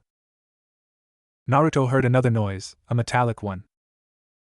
That's a weapon being drawn. Get the hell down. Shit, Sasuke. Naruto tackled the boy into the ground as a flurry of shuriken assaulted them. The shuriken impacted the wall behind them. Luckily none of them hit the boys. Get to the parents. Naruto hollered as he and Sasuke got up and booked it towards their classmates' parents. Many of them were jonin. Sasuke grabbed Naruto by the arm and pulled him to the side. A lone kunai zipped past them, barely missing the blonde's head. It continued, however, straight into the crowd of students enjoying themselves, and unfortunately heading towards Ino Yamanaka, who had her back turned. Both boys watched in mute horror as the kunai approached the girl, their voices lost. Many students looking at Ino noticed it and screamed. Ino turned and could only get a small glimpse before she was tackled to the ground by an unknown figure. Naruto let out a sigh of relief. It was a chunin. He got up and yelled to the ninja, "There is someone attacking us, whoever that was through the kunai." Naruto started to jog to him. Naruto, stop. Naruto listened without much thought. Why? Look at his thigh. Naruto looked to the man's left thigh. There was nothing out of the ordinary, other than his empty kunai holster. Naruto's mind clicked. Wait, empty kunai holster. The chunin had a blank expression on his face as he dropped the Yamanaka air and rushed towards the blonde, reaching into his back pouch to no doubt get another kunai. Get ready for a fight, Ashura hollered in his mind. Naruto got into a combat position, ready to parry his opponent. Fong over Fong. The chunin was suddenly impacted by a giant spinning projectile, sending him flying into the academy wall. He heard Kiba cry, "Mom." When the dust settled, it was indeed Kiba's feral mother Tsuminazuka. She was crouching with her canine partner right next to her. Naruto looked to the other kids to see Ino's father holding her while Shikamaru's and Choji's fathers rushed towards the assailant.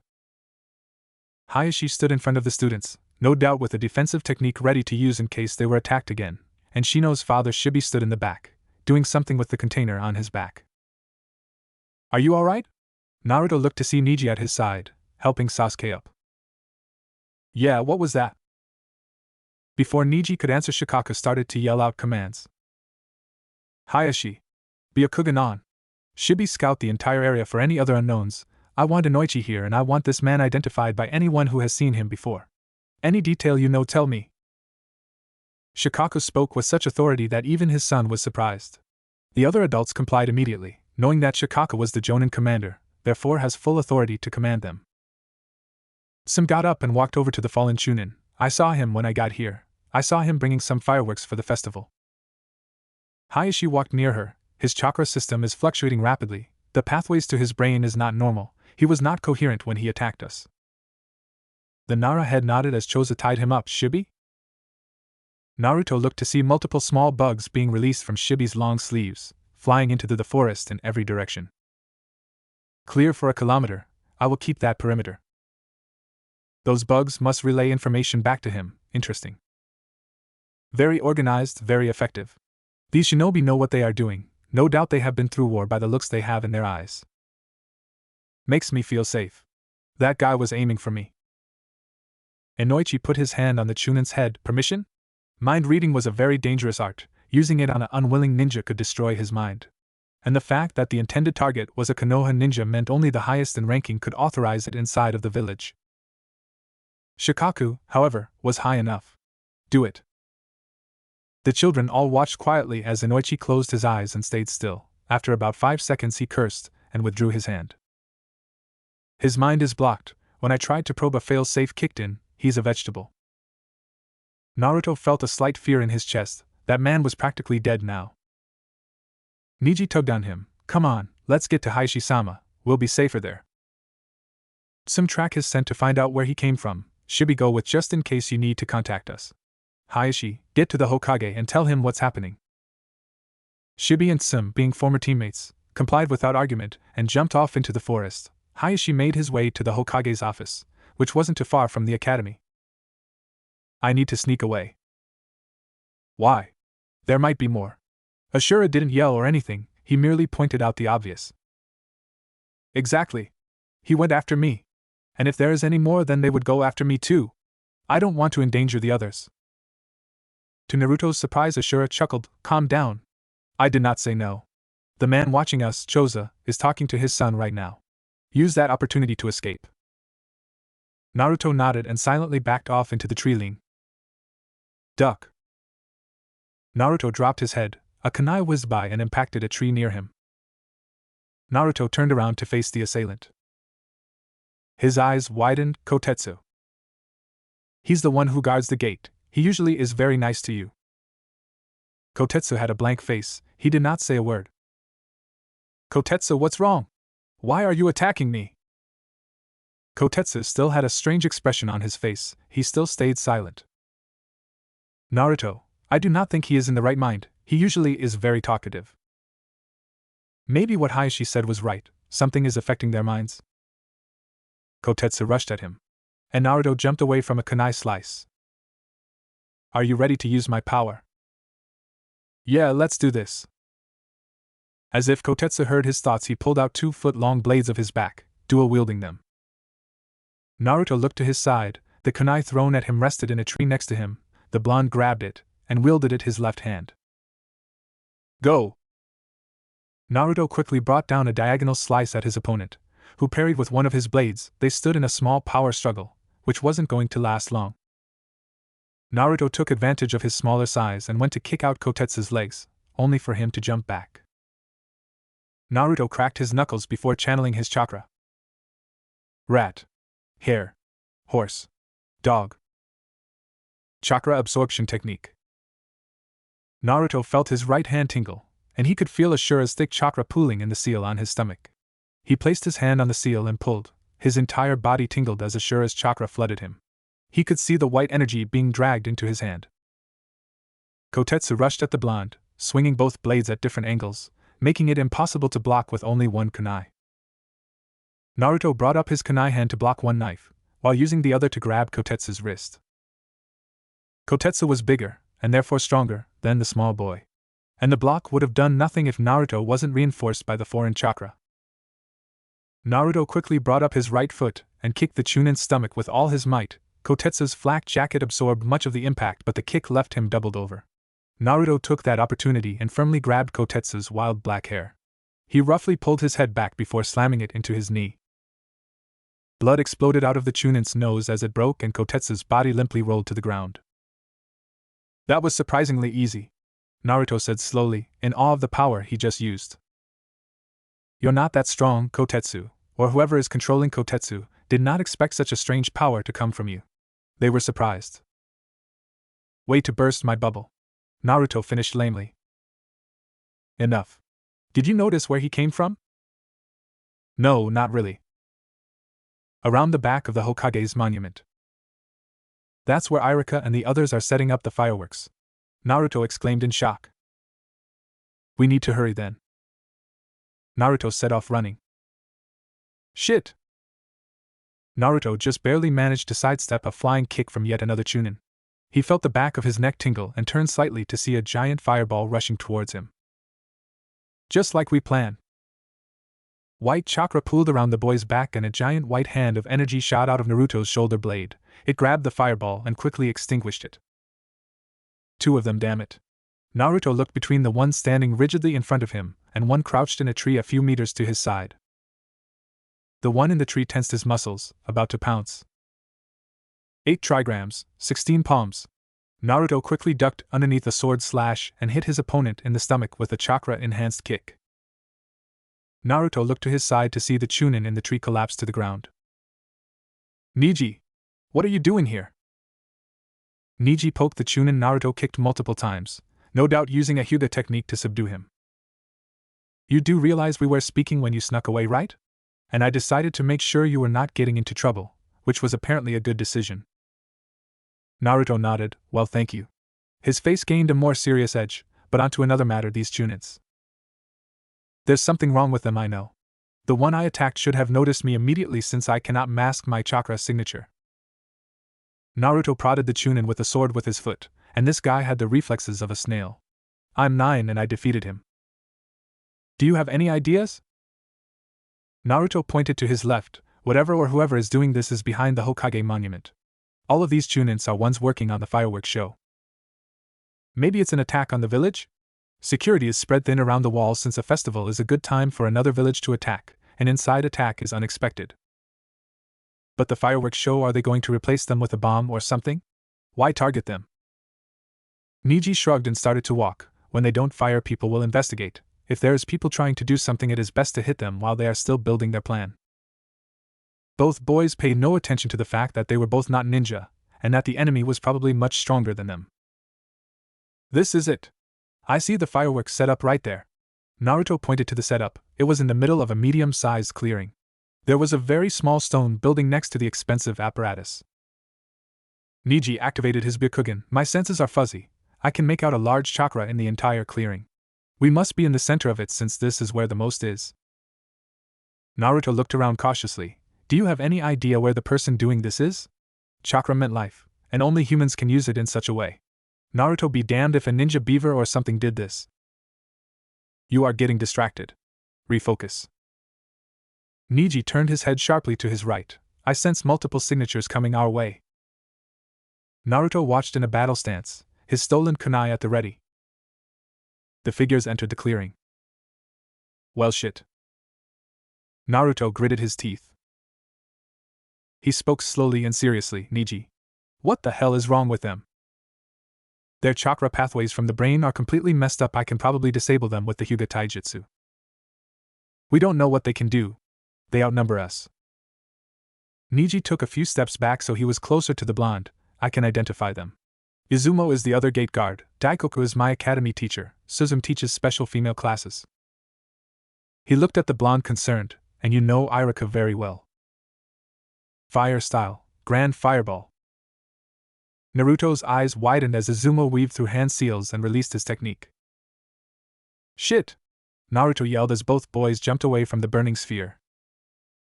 The veins around Niji's eyes looked like they were about to burst as the Hyuga scrutinized his enemies. He didn't even need to turn his head to address the blonde next to him. Naruto, do you know any ninjutsu? Naruto nodded. I know one, the chakra transfer technique. But I don't know how it will help in this situation. Daikoku's still body suddenly spurred to life and lunged at the boys. Earth-style, armor. The teacher's arm became surrounded by rock as he rushed the boys. Naruto had to jump away again to avoid impact. Suddenly he started to feel dizzy.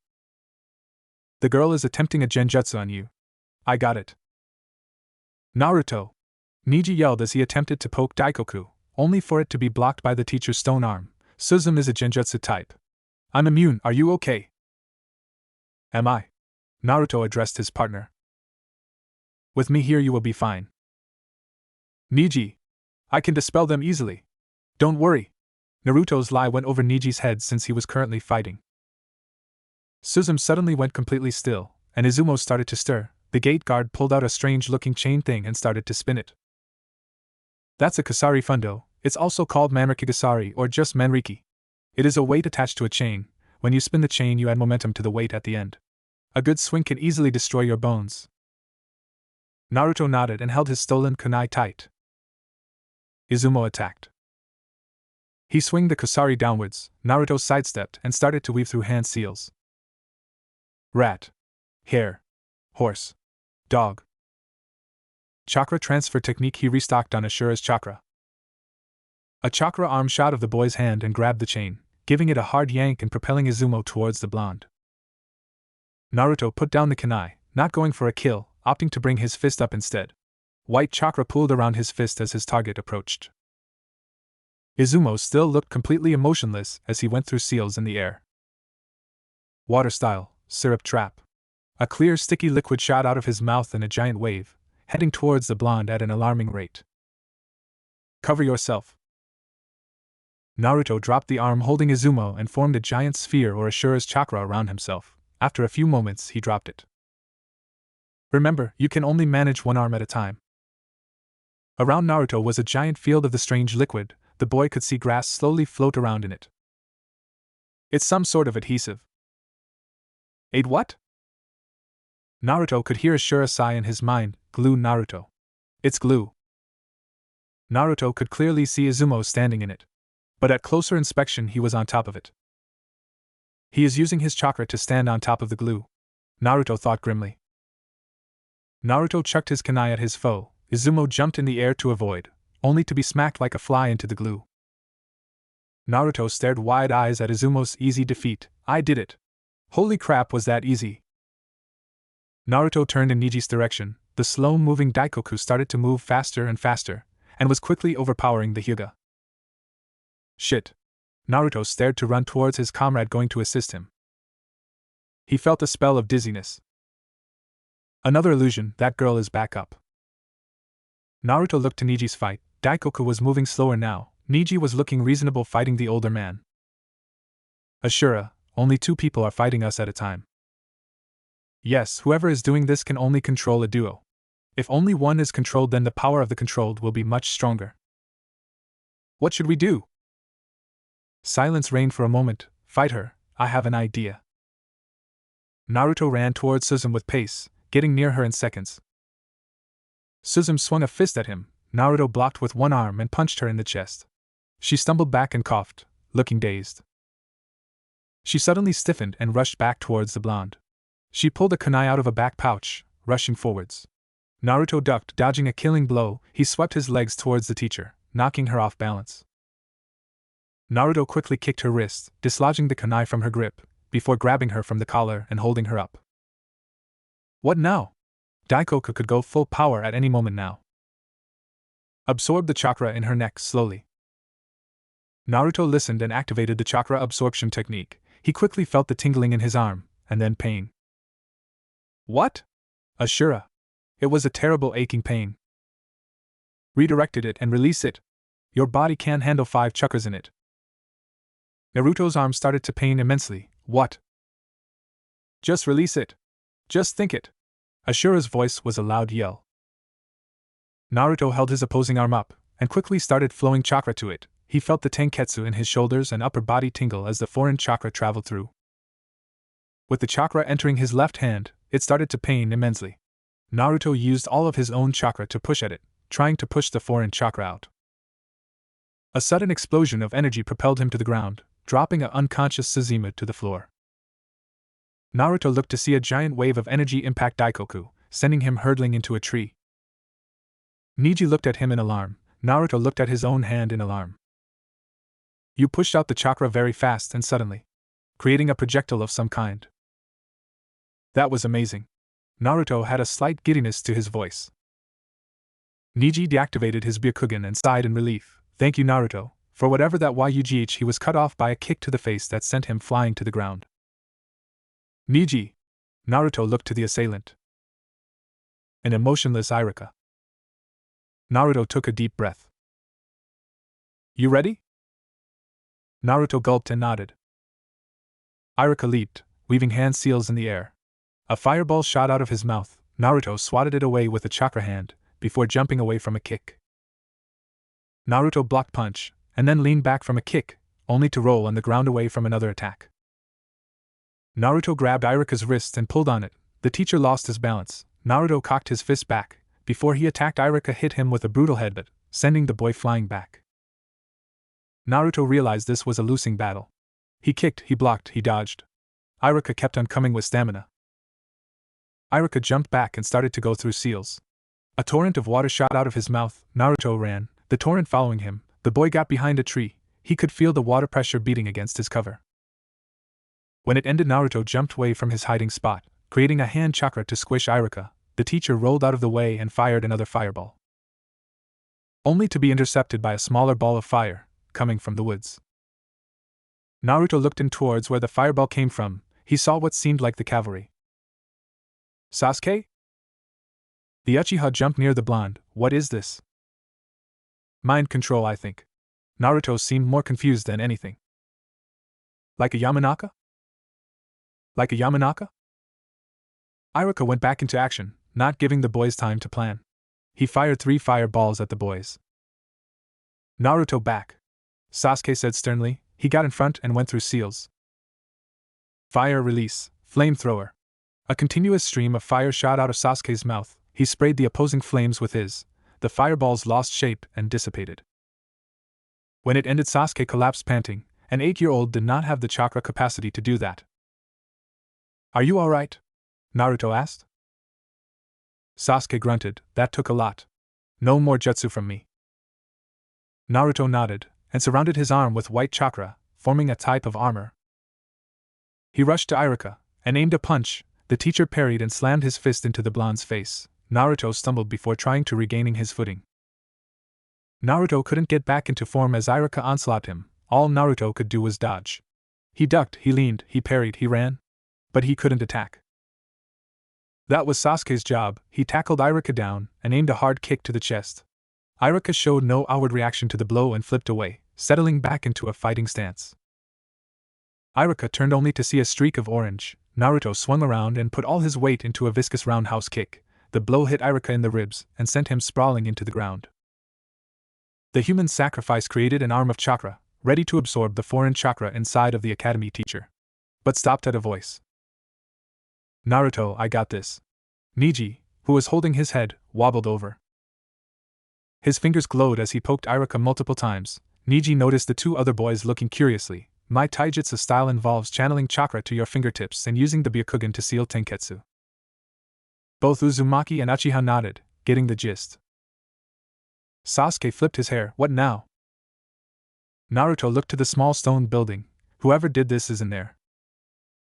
Neji and Sasuke nodded, and Naruto continued, let's go. Suddenly the ground started to shake. The earthquake made the boys lose their footing. Daikoku shit. Niji's eyes widened. He's channeling a large amount of chakra into his lungs and throat. Sasuke yelled, I know those hand signs, it's the dragon flame bullet. Daikoku leaned back and took a giant inhale of air. Naruto could see the slight glow coming from his mouth as he released a giant wave of fire. It took shape into a flaming dragon that started to rush them with increasing speed. Naruto could feel the fear swell in his chest. Calm down. He desperately tried to pull on any chakra he could muster. Concentrate. He was pulling too fast. The chakra started to flow wildly. Naruto felt dizzy. Naruto, calm down. Idiot, a deep baritone voice rang in his mind. Complete idiot. Naruto felt a burst of strange energy flow through him, making adrenaline seem tame. A strange red energy impacted the dragon, causing a massive explosion. Naruto was blown back by the blast, his head hitting a rock. He saw fireworks launch into the air, and the bright colors in the sky was the last thing he saw before losing consciousness. Thanks, Kurama. Thank you? The idiot panicked. I'll work on that. You better. Ashura snapped his head towards his brother. Shit. Kurama, do you feel that? The chakra controlling the humans, it is in the clearing. Whoever is doing this is in the open. Damn it. Naruto's unconscious and not in his mindscape. This chakra, I have felt chakra like this before. Kurama smirked. Oh my, if that happens. Ashi Yamanaka rolled his wheelchair through the destroyed clearing, his 65-year-old arms aching at the task. He squinted because of the bright lights above him, and his ears ached by the loud banging. But there was his target in front of him. All he had to do was cross this desolated battlefield, which was difficult in a wheelchair. Ashi's blonde hair was receding, his vibrant blue eyes pale and dulling. The once lively expression he once held was wrinkled and weary. Pain. He tried to deal with the pain. The pain of fighting a war, the pain of losing his legs, the pain of losing family and friends. Just like Shiri, he tried to live with the pain and couldn't. Yes, Naruto wasn't the Kyuubi. But he housed it, and such a bringer of pain needed to be destroyed. Naruto wasn't a bad kid, but sacrifices had to be made. Ashi neared the boy and started his jutsu. In a few simple moments the boy would be dead. Ashi entered Naruto's mind. Ashi wasn't scared of the Kyuubi, he knew it was sealed tight. The fourth was too good even for the 9 tails. In the mind he wasn't a cripple. He had legs for 40 years, so his mindscape persona had legs also. He walked down the dark sewers with confidence, flexing his 30-year-old body like it was real, which it felt like it was. He would confront the Kyuubi, look it in its eyes as he activated the mind destruction jutsu, and kill both the fox and the boy. He could see the end of the hallway, time for action. Hello? A civilized voice said. Ashi stared, eyes wide. Ashura looked back, a blank expression on his face. Slowly Ashi regained his composure. Kyuubi? Ashura shook his head. No, my name is Ashura. And you are Ashi Yamanaka, former ANBU captain. How do you know this? Ashi was on guard. This has never happened in the veteran's 50 years of walking mines. Ashura smirked. Your mind is not as powerful as mine. I am merely picking up leaking memories coming from you. Your skills have atrophied. Ashi growled. Who exactly are you? I will take the answers by force. Try. Ashi launched forwards. Ashura ducked under a punch and brought his fist into Ashi's meaty stomach. The Mind Walker sprawled to the ground before scrambling up, glaring at his foe. Ashura looked calm as ever as he brought up his hand. A white energy formed in his open palm. It glowed for a moment before a white shakujo rested in his hands. He span it for a moment before holding it into a more battle-like stance. Ashi blitzed the sage, going in for a bear tackle. Ashura danced around him and hit him in the back with his shakujo painfully. Ashi rolled and span around, going in for a roundhouse kick. Ashura grabbed his leg and toppled him backwards. Ashi plunged back into the shallow water. The Yamanaka got back up only for the shakujo to smack him in the face. Ashura grabbed him by the hair and slammed Ashi's face into his knee. Yes, it was in the mind, and not physically real. But the pain was really simulated through their full conscious. So it felt real, and Ashi was in agony. Ashi spat out blood and fired a grand fireball at his foe. Ashura merely swung his shakujo and destroyed it. The sage grabbed Ashi by the neck and punched his throat. Ashi felt the air leave him and not return. Ashura then smashed his fist into the Mind Walker's face over and over. Ashi's vision was spinning as he wheezed on the floor. Ashura eyed his opponent. Before frowning at a small speck of blood on his coat, he tried to wipe it, forgetting about the man on the floor. Bravo, Ashura. You are quite the fighter for a pacifist. Ashura frowned. Sometimes an ass-kicking is necessary, despite how much I dislike it. Ashi noticed the giant fox and trembled. T the QB. Hello there, Ashi. Oh, I killed your daughter, sorry about that. Kurama, that is not appropriate. Ashura addressed his brother. Ashi's eyes widened. Oh, how do you know about that? He started coughing after the sentence. I sensed your memories and the malice you were showing against me as you approached. If it makes any condolences, I really did not mean to kill her. Kurama didn't sound very sorry, but internally he kinda was. Ashi's face morphed into fury. Stop it! I'll kill you! He brought up his hands and attempted to use his jutsu, only for nothing to happen. Ashura started to walk up to him. You made a mistake underestimating Kurama, and your age made you naive. You should have planned for an unknown like me. He grabbed Ashi's face with both hands. As much as I hate taking a life, you have been through a lot of pain. And sometimes the best way to truly ease someone's pain is to put them out of their misery. Ashura's hands started to glow white. Be with your daughter and comrades in the next life. Let your pain go away. In the real world, Ashi's body was slack because of the mind walk, looking like he was sleeping. Blood slowly started to trickle from his ears, then his nose, mouth, and finally from his eyes. He never even knew he died. Silence reigned in the clearing, staying for minutes. A bug slowly landed on Ashi's forehead, crawling around a little before flying off. Right into the hand of Shibi Aburaim. He's dead. Shibi spoke. Figures started to walk out of the tree line. Hayashi, Chuza, and some made their way to the boys and chunits, while Shibi went to check the area. Shikaka frowned at the sight of Ashi. Inoichi? Inoichi stared at his old family member. I did not know. Ashi cut all ties and moved into the veteran's home. I did not think he could do this at his age. Shikaka shook his head. All of us forgot who Ashi used to be, heralded as the strongest Yamanaka in centuries, survivor of every shinobi war. An A borderline S-class ninja who in his prime had the ability to control up to 5 people at once. Not anymore though. Inoichi added, he's just a dead man now.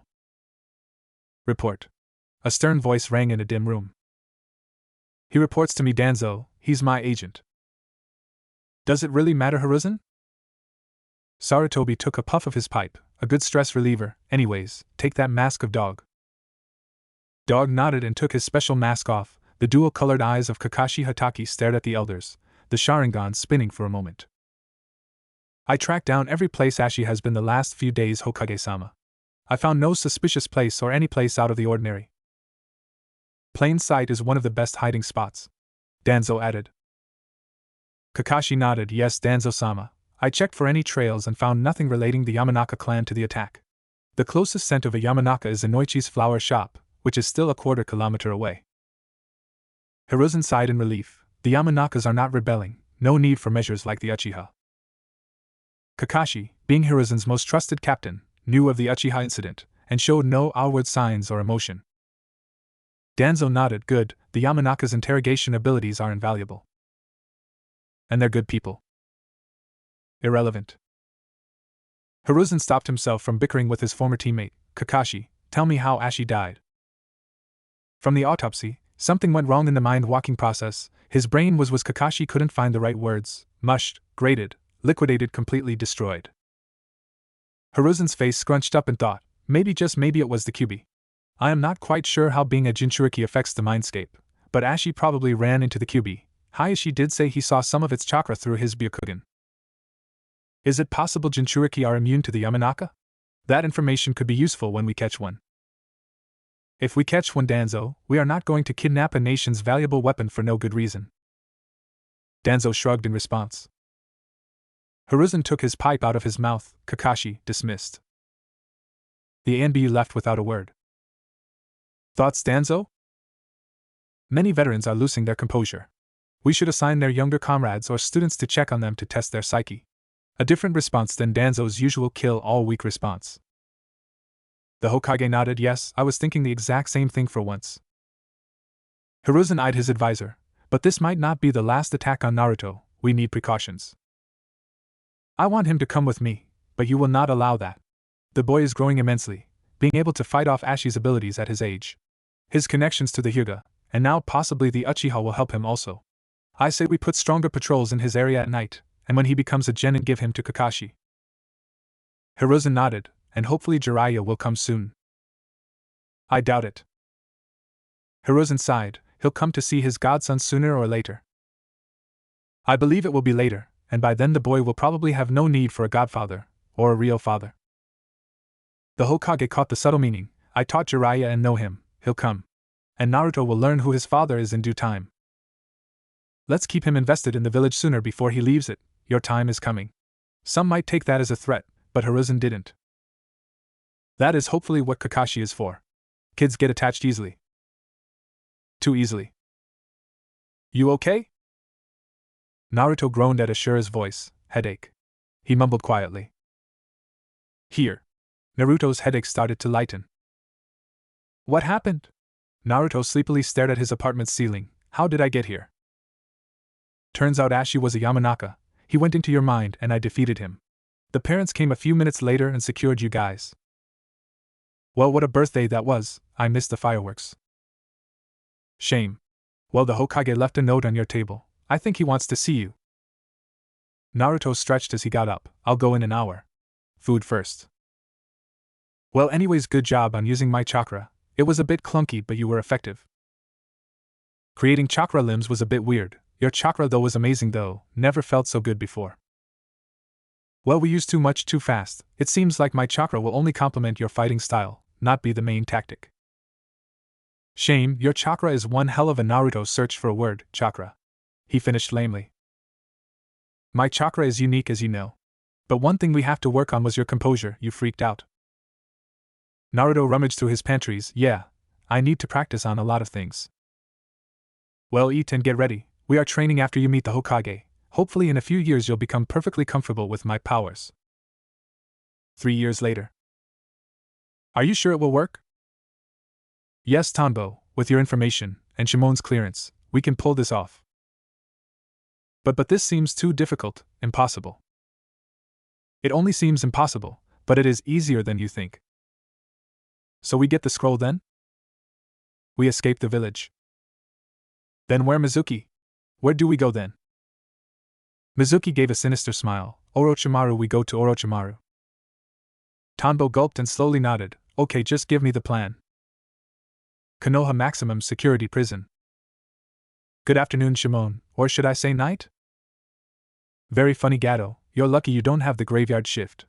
Shimon gave a friendly smile as he approached the gate guard of the Konoha prison. Gato. Gato chuckled. I'm just waiting for Mira to come, then I can go home and get some real food. Shimon laughed back. I know how you feel, the food here reeks. Gato looked towards the front door curiously. Wonder where Mira is, that bastard is always late. Shimon made his way around Gato. How about you head one home? I'll take your spot. In reality, Mira's body was somewhere hidden 20 kilometers from Konoha, but Gato didn't need to know that. Gato looked at him. Really? But you have your own job. Shimon gave a reassuring smile. Don't worry, I saw Miru a few hours ago. He said he was doing something. That might be why he is so late. Gato nodded. Okay, thanks a lot, Shimon. After Gato left, Shimon sat down in the front chair for a few minutes. After it looked worn, he got up and walked deeper into the prison. He quietly made his way through the prison, using hidden passageways only the guards knew of, until he made his way into cell block B. Second cell in the second hallway. That was the cell Shimon was looking for. He got in front of the cell. He noticed the eyes watching him. Ready, Mizuki? Mizuki nodded. Shimon grabbed a kunai and a vial filled with a liquid from his pouch. He doused the kunai with the liquid and spilled some of the floor. Mira's blood was in the vial. He then took his keys and unlocked the cell. Mizuki walked up to him. You ready? Shimon gulped. Yes, when I wake up, make my way to the Hokage. Yes, I mean the other part also. They can tell if you didn't struggle. Shimon ruffled his hair. Okay, do it. Mizuki ruthlessly punched Shimon's temple, knocking him out and no doubt leaving a nasty bruise for authenticity. Mizuki picked up the vial and made his way to the exit. He smirked. It's time for revenge. 12 hours earlier. Are you ready for the test? Iruka Yumino asked his class. Of course it went unnoticed by the loud children. Iruka sighed. Hey, shut up. The class instantly stopped speaking. There you go. Anyways, are you kids ready for the final exam? His answer was multiple nods and murmurs of yes. Good, Choji, you first. The chubby Akimichi boy gulped before setting his bag of chips down. He walked down the stairs and made his way to the examination room. Uzumaki Naruto, who sat in the corner of his room with his head down, sighed. You should have stocked up on food yesterday when I told you. I thought we had at least 5 cups of ramen. We did. You ate all of them as a midnight snack. Come on, Ashura, I was hungry. You are always hungry. True. Sasuke Uchiha, who sat next to him, looked at him. What did you say? Naruto propped his head on his chin. Nothing. Sasuke looked at his pseudo-friend/acquaintance, before grunting and returning to his own thoughts. You really need to keep your thoughts to me only. I can't help but speak sometimes. You sound like you are right next to me. I've been speaking to you for 4 years now. Learn. Shino, you're up. Iruka announced. Shino quietly made his way into the room. Holy sage, I am hungry. Stop complaining. And using my father's name like that is strange. Well, I'm hungry, fix me. Ask that Choji kid. He always has food. I can't, he's nice and all, but Shikamaru is there and he'll ask questions. The exam door opened. Sakura. Naruto eyed the eating Choji, licking his lips at the sight of barbecue crisps. He felt his stomach rumble quietly at the sight. Sasuke, come up. Iruka's voice snapped him out of his thoughts. Naruto looked at the Uchiha. Good luck. He glanced at the blonde. I don't need it. Arrogant bastard. He gets that from my brother. A defining trait of his line. And I get all my badass traits from you? It must have skipped a generation. Oh, you motherf. Iruka's voice rang. Naruto. It's time for the test. You did good in taijutsu, your test scores were good too. Now all there's left is ninjutsu, you ready? Naruto smiled and nodded. Hell yeah, I am ready. Iruka got out a clipboard. Okay, Naruto, do a substitution with the chair over there. Naruto looked at the chair for a moment, before he vanished out of sight and a chair took the spot he once was. Iruka turned his head to see the blonde standing at the chair's original position. Impressive, you didn't even need to use hand signs or say the name. Because I'm awesome and don't need to. Naruto poked his chest as he bragged. Or because I thought hand seals took too long and saying the name was stupid. Naruto rolled his eyes. This is my moment, don't ruin it. Iruka wrote something down. Do the transformation now. Into? I don't care. Naruto smirked and then only activated the last hand seal of the sequence, Ram. A plume of smoke engulfed him for a few seconds. Iruka found himself looking at a tall, lean young man with black hair, blank headband, and white clothing. His eyes were so black it seemed like there were no pupils to them. In reality, there actually were no pupils, since Ashura Otsutsuki has strange genes. Iruka didn't realize that he was looking at the most powerful man in his current time. Is this good? Naruto's disguised form actually spoke with an altered voice. Deep and powerful, but it seemed safe. Iruka nodded slowly. Yeah, it's extremely good. Naruto dropped it. Beautifully executed, right? It was only beautiful because it was of me. Iruka gave the blonde a smile. Amazingly executed. Finally, it is the clone. Well, we tried. Naruto smiled sheepishly and rubbed the back of his neck. I'm about that, sensei. He avoided eye contact as he trailed off. Iruka knew exactly what he was meaning. You can't do it. Can you? He deadpanned. Naruto chuckled nervously. Iruka sighed and shook his head. Naruto, you do know you can't pass without it. The boy gulped. Iruka reached behind him. A student can't become a genin without knowing the 3 techniques under normal circumstances. The corner of his lips tugged up, but a normal student doesn't kick the ass of chunins on a regular basis. He tossed a headband at the boy. Congratulations. The Hokage told me to pass you no matter what.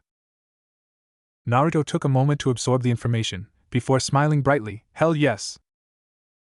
Good, now we can actually fix the world. Iruka looked at the boy tying the headband around his head. Naruto, I do want to ask one thing. Yeah, Iruka-sensei? You obviously put extra practice into the other 2 techniques. Couldn't you have learned all 3 of them regularly instead of mastering 2 of them? The clone one was useless, that's why. The clone one was stupid, that's why. He rubbed the new metal of his headband, and besides, the test didn't even matter in the end. Iruka chuckled. Well, can't argue with that. Anyways, I'll meet up with you in an hour to celebrate at Ichiraku's. Congrats, Naruto. Thanks, Shikamaru. Naruto smiled at the Nara on the outside, but on the inside he was swearing that he got into this conversation. Hey, I can hear these thoughts. Where did you learn such foul language? Tone it down. Naruto ignored him. Shikamaru leaned against the desk. How did you find the test? Easy. Short. If he seemed uninterested, then maybe Shikamaru would leave. Shikamaru nodded. Do you have any guesses on who will be teamed up with who? That actually got Blonde's attention more. He shrugged, keeping up the act, never put any thought into it. My team will be with Choji and Ino. Naruto gave him a shocked look. What? How do you know? So much for the act. I tried Ashura. Shikamaru smirked a little. I just asked my dad. He has a say in these things, and since his team was so effective, the Hokage decided to make it again. So do you know everyone's group? I know a lot of them. How about mine? Shikamaru got up from his leaning position. Okay, but you got to answer one of my questions first. Shit. Ashura. What? It's only a question. Fine, shoot. Do you realize that you randomly talk to yourself, right? You don't do it like a crazy person though, you do it like you're having a legitimate conversation with someone. Can you tell me why? Naruto blinked. Well, shit. At that moment, Iruka walked out of the exam room. Okay, guys. Let me tell you one more thing before you are dismissed. Shikamaru! You may be a ninja now, but get back to your seat. Naruto sighed in relief.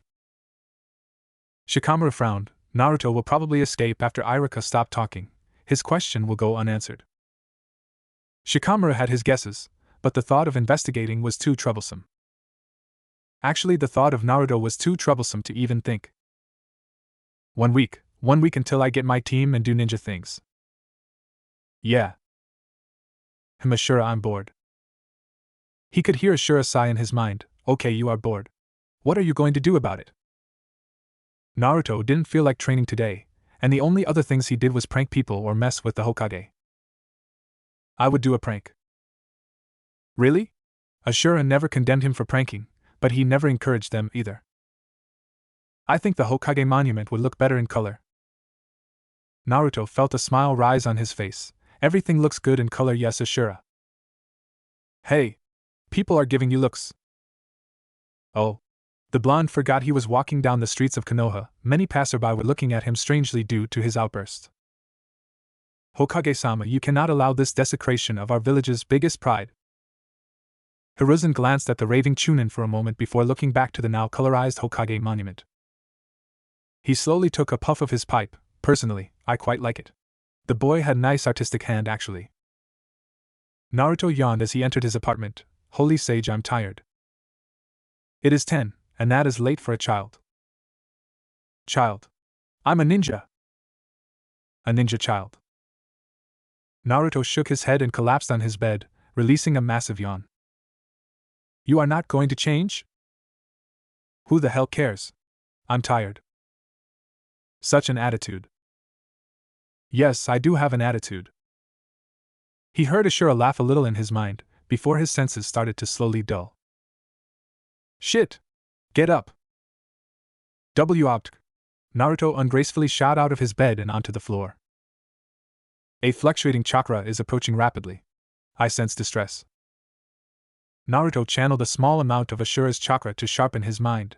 He opened his window and grabbed onto a pole. He climbed up so he was on top of his roof. He noticed a figure running by his apartment, a giant cylinder on his back and blood on his clothes. He has a Konoha headband. Naruto saw the look of terror on his face. Hey! He called, over here! The figure saw him and broke into a sprint towards him. Oh, thank the gods, another ninja. What happened? He took rapid breaths. Holy shit, a fellow ninja stole the Hokage's forbidden scroll and tried to escape the village. I found him and tried to fight him, but he was too strong. I just barely managed to stun him and take the scroll. Please help me. Naruto grabbed his arm. Calm down, tell me your name. He started to take deep breaths. Tanbo. My name is Tanbo. Chunin. Naruto nodded. My name is Uzumaki Naruto. His eyes widened. Yes.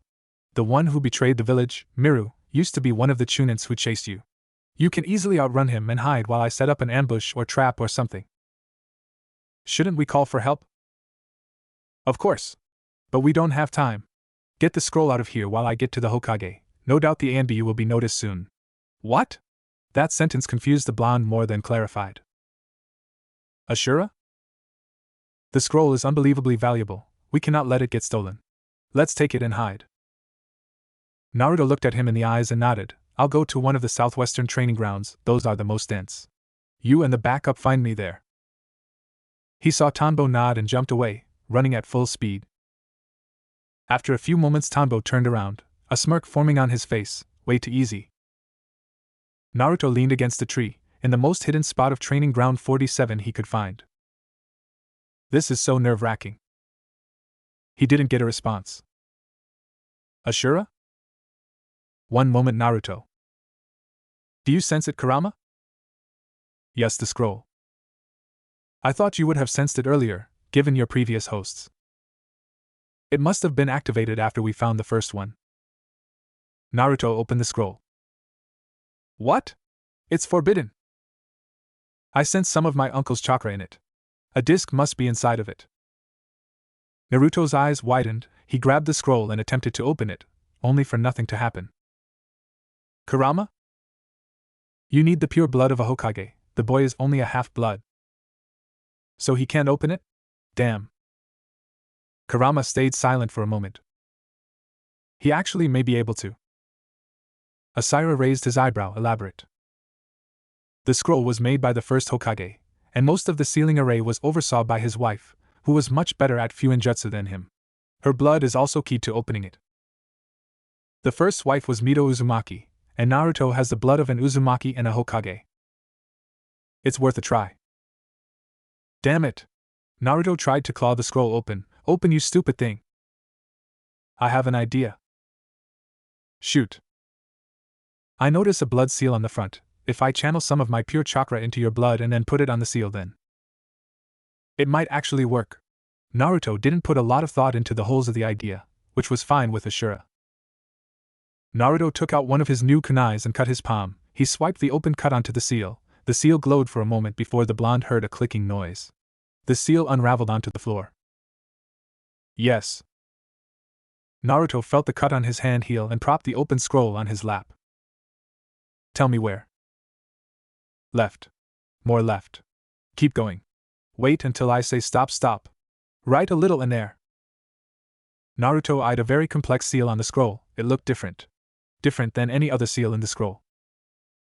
Naruto activated the chakra transfer technique and channeled Ashura's chakra into his hand placed in on the seal. As he retracted his hand, there was a glowing ball in it. The ball slowly started to take shape and morphed into a glowing disc. The light started to fire and Naruto found himself holding a white disc. The boy stared expectantly. So what now? The disc wasn't reacting to anything. I guess we keep it and wait, maybe we need all of them.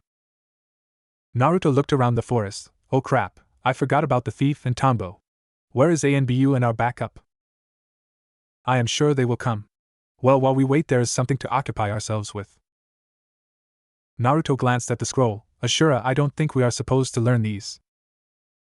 We won't learn suicide techniques, only really helpful ones.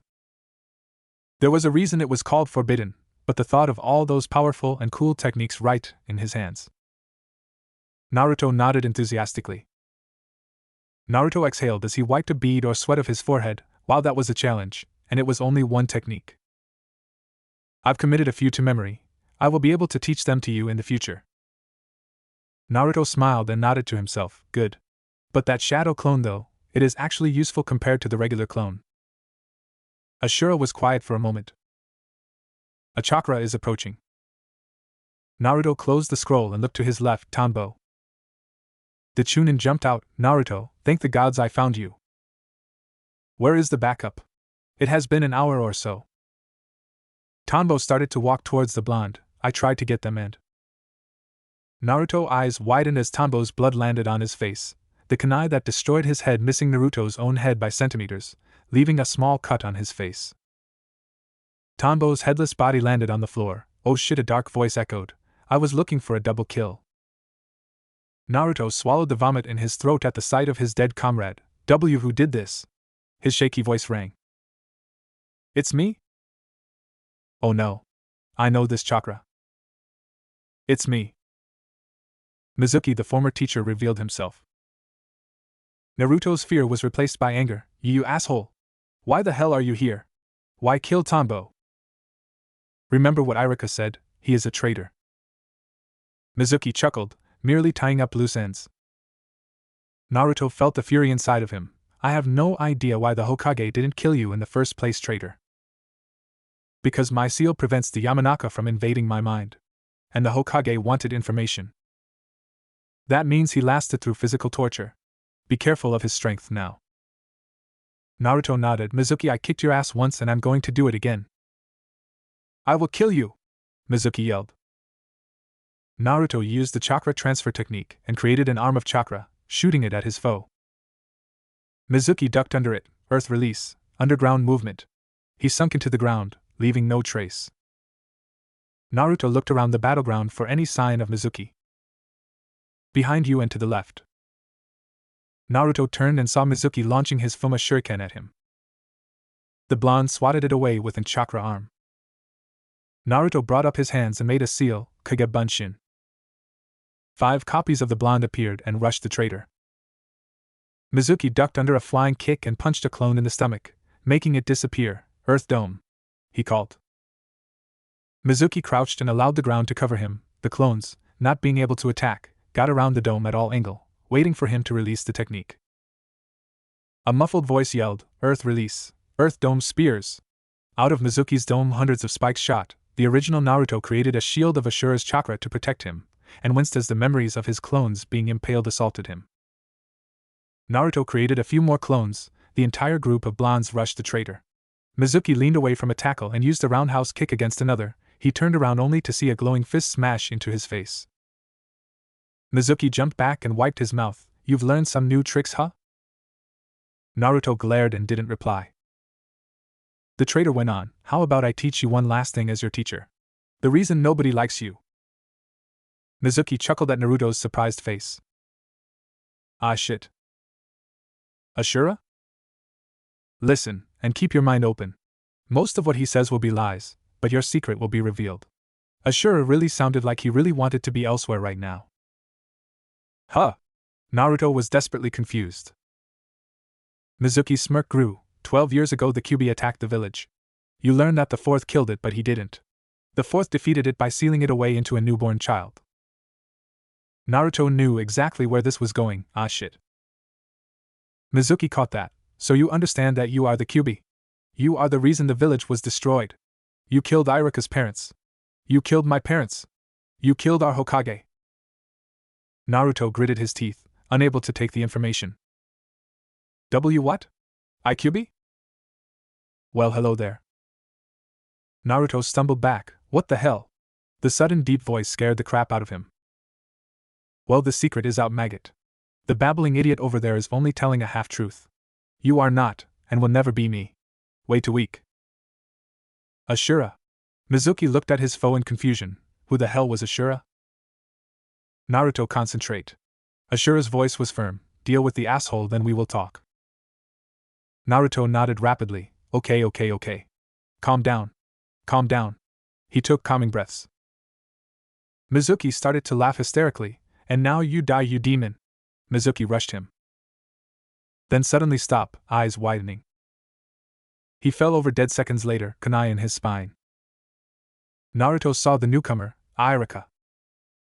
The scarred teacher smiled slightly, and company, a few jonin and anbu. How are you? Naruto kept his composure as he wiped his pants, a little disgruntled at the new information. But physically fine. I was about to take Mizuki down with my shadow clone underneath him. The backup looked down a few feet in front of Mizuki's body to see a hand shove out of the dirt, and carbon copy of Naruto crawled out of the ground before disappearing. If Mizuki took a single step forward, the clone would have grabbed him, and no doubt Naruto would have finished him, however the blonde would have wanted it. Iruka walked towards the boy. Did he tell you? Yeah. The blonde sounded hesitant. Are you alright? I knew about the seal for a while. It makes sense actually. Naruto was actually a bit overwhelmed, not about the QB being inside of him, it was that Ashura knew and never told him. I was going to tell you at a better time. Which was going to be soon. A jonin, who Naruto recognized as the Hokage's son, looked at Tombo's corpse. What happened to him? He caught Mizuki's accomplice named Mirror take the scroll. He managed to take it and run. We ran into each other, and went to hide the scroll. Mizuki killed him. Naruto's face tightened at his fallen comrade. An Anbu shook his head. Per man, he'll get a proper burial. The same Anbu looked to a small group of masked people. Shimon said he couldn't recognize the one who fought him. Bring his kunai with the blood to be analyzed. I want Gato questioned and the rest to fan out and find Miru. The group all nodded simultaneously, and jumped away.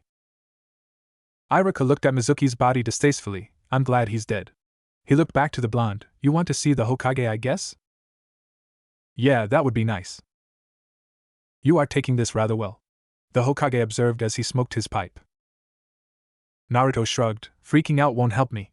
The best way to understand the situation is to look at it slowly. The Hokage nodded. Well, how are you understanding this situation? The QB was sealed into me as a newborn, I understand that, but I would like more details on why, and a little on how. The boy stared expectantly.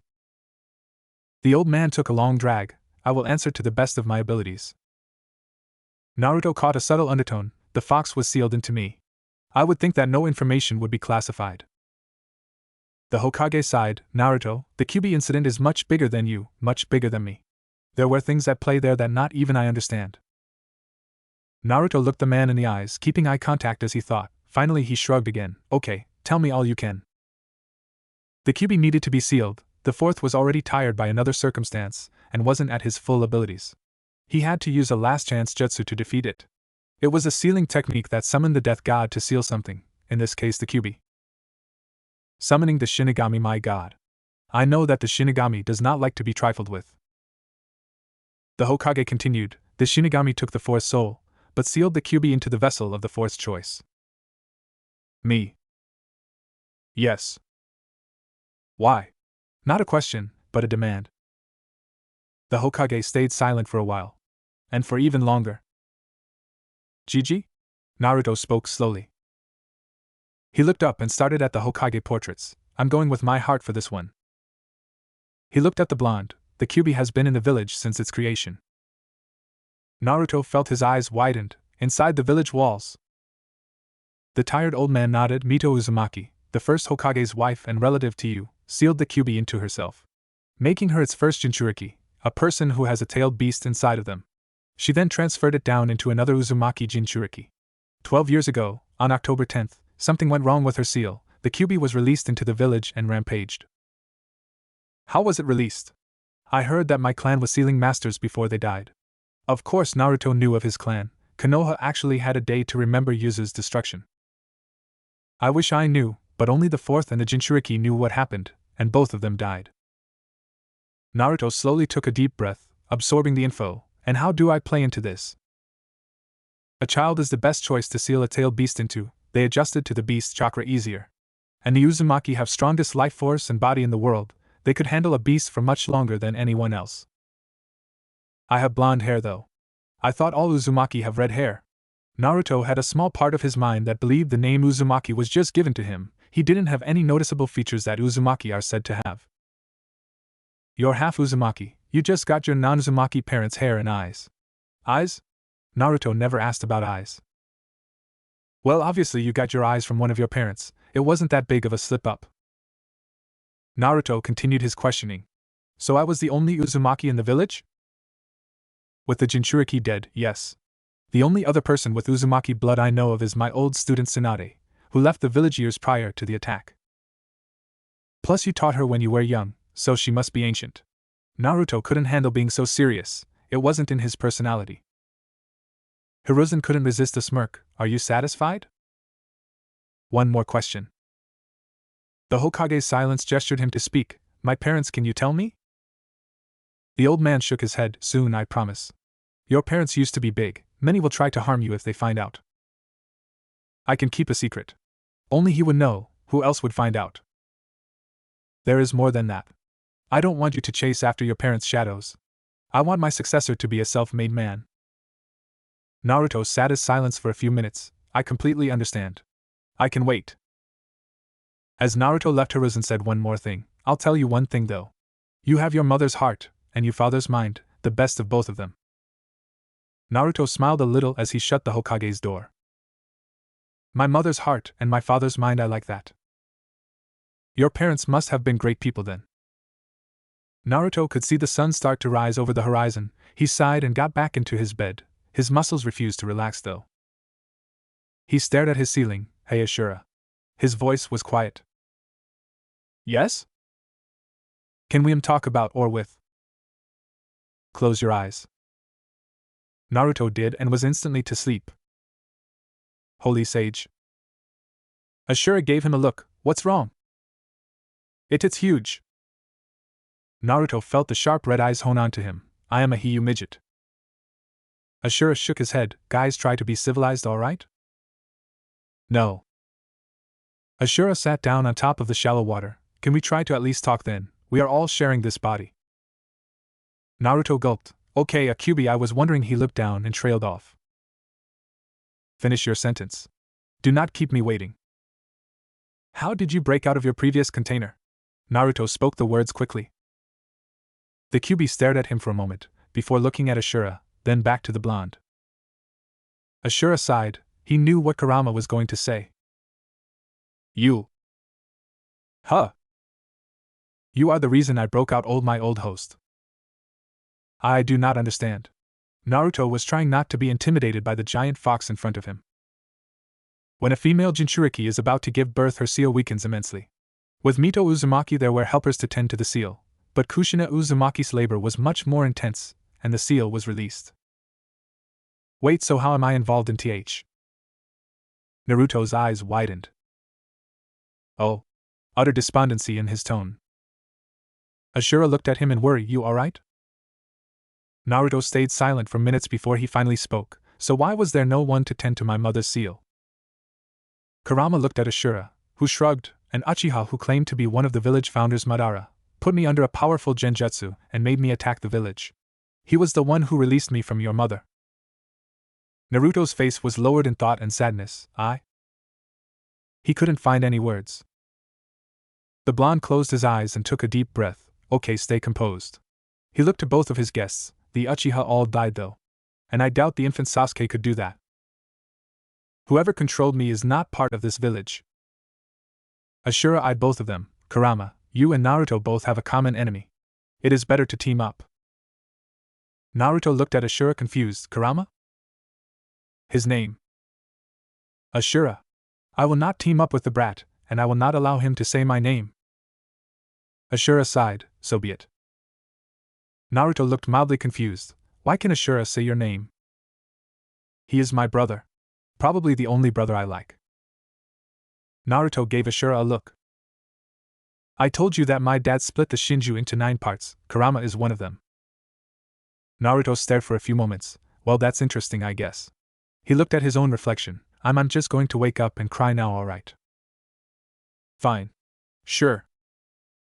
Shikamaru was awake at 0400 for once in his life. Why? His dad left suddenly at around midnight, and he had to know why. When Shikaka walked into his house, he noticed his son sitting there at the kitchen table, a cup of coffee by him. Shikaka just looked at his son, gesturing him to speak. The coffee is for you. He nodded gratefully and sat down next to his son, taking a sip of the coffee. What do you want? What happened? Mizuki, your old academy teacher, stole the scroll of seals and tried to leave the village. Shikaka trusted Shikamaru even with classified information. His son did inherit his mind. And Naruto just happened to stumble across it. Shikamaru frowned slightly. Was he hurt? No. He did learn a rather nasty secret. Shikamaru nodded. He told Naruto about the Kyuubi? Yup. How did he take it? Well, how did you take it when you found out? I was shocked. It did answer a lot of questions, however. He had the same reaction, shocked but had revelations. What else did he learn? Nothing. Shikaka took one final sip of his coffee and set the cup down. Not even about his parents? He'll learn. Shikamaru sighed. Everything about that boy is troublesome. I agree. Naruto sat in the academy. He had his headband on, and still had his crappy orange clothes. I'm trying to help with those. No, you're really not. It took 4 years for Naruto to realize Ashura had no fashion sense. The door slammed open and Naruto sighed at the arrivals, Sakura and Ino. I win pig ass. Sakura's voice hurt his ears. No. Me win. Me win? That makes no sense. Fangirls make no sense to begin with. Sasuke, who was sitting next to the blonde, sighed quietly. Kill me now. Both of the girls stomped up the stairs, aiming to sit in the open seat next to Sasuke. The Uchiha looked at Jinchuriki, switch seats. Since Naruto had the wall seat and Sasuke sat in the middle of the 3-person desk. Naruto smirked and shook his head. One more day, Sasuke, endure it. The Uchiha glared at him and looked forwards, morphing his face so it was completely emotionless. Naruto looked at the stairs to see Sakura and Ino madly climb up the stairs. Sakura, who was behind, gained a slightly demented look. She roughly grabbed Ino's ponytail, pulling it and making her fall down the stairs. The pink-haired girl triumphantly claimed the seat next to the Uchiha. Wow. Just wow. Those things are the reason I dislike humanity. Naruto couldn't find an argument to that statement.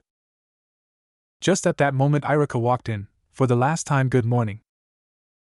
The class paid attention for once, finally giving the teacher a break. Iruka smiled as he looked around the class. After I tell teams we will all part ways. You guys will be ninja now. I'm sure you will do your families proud. He grabbed his clipboard. Team 1 will be. Naruto stared into space sadly. I wish I could do my mom proud. Naruto, you could not have saved your mother. Naruto looked down into his lap. Ashura, it's my fault that she dash. Rational thoughts. Ashura's voice was firm. You were still in the womb. Naruto sighed. He was overreacting.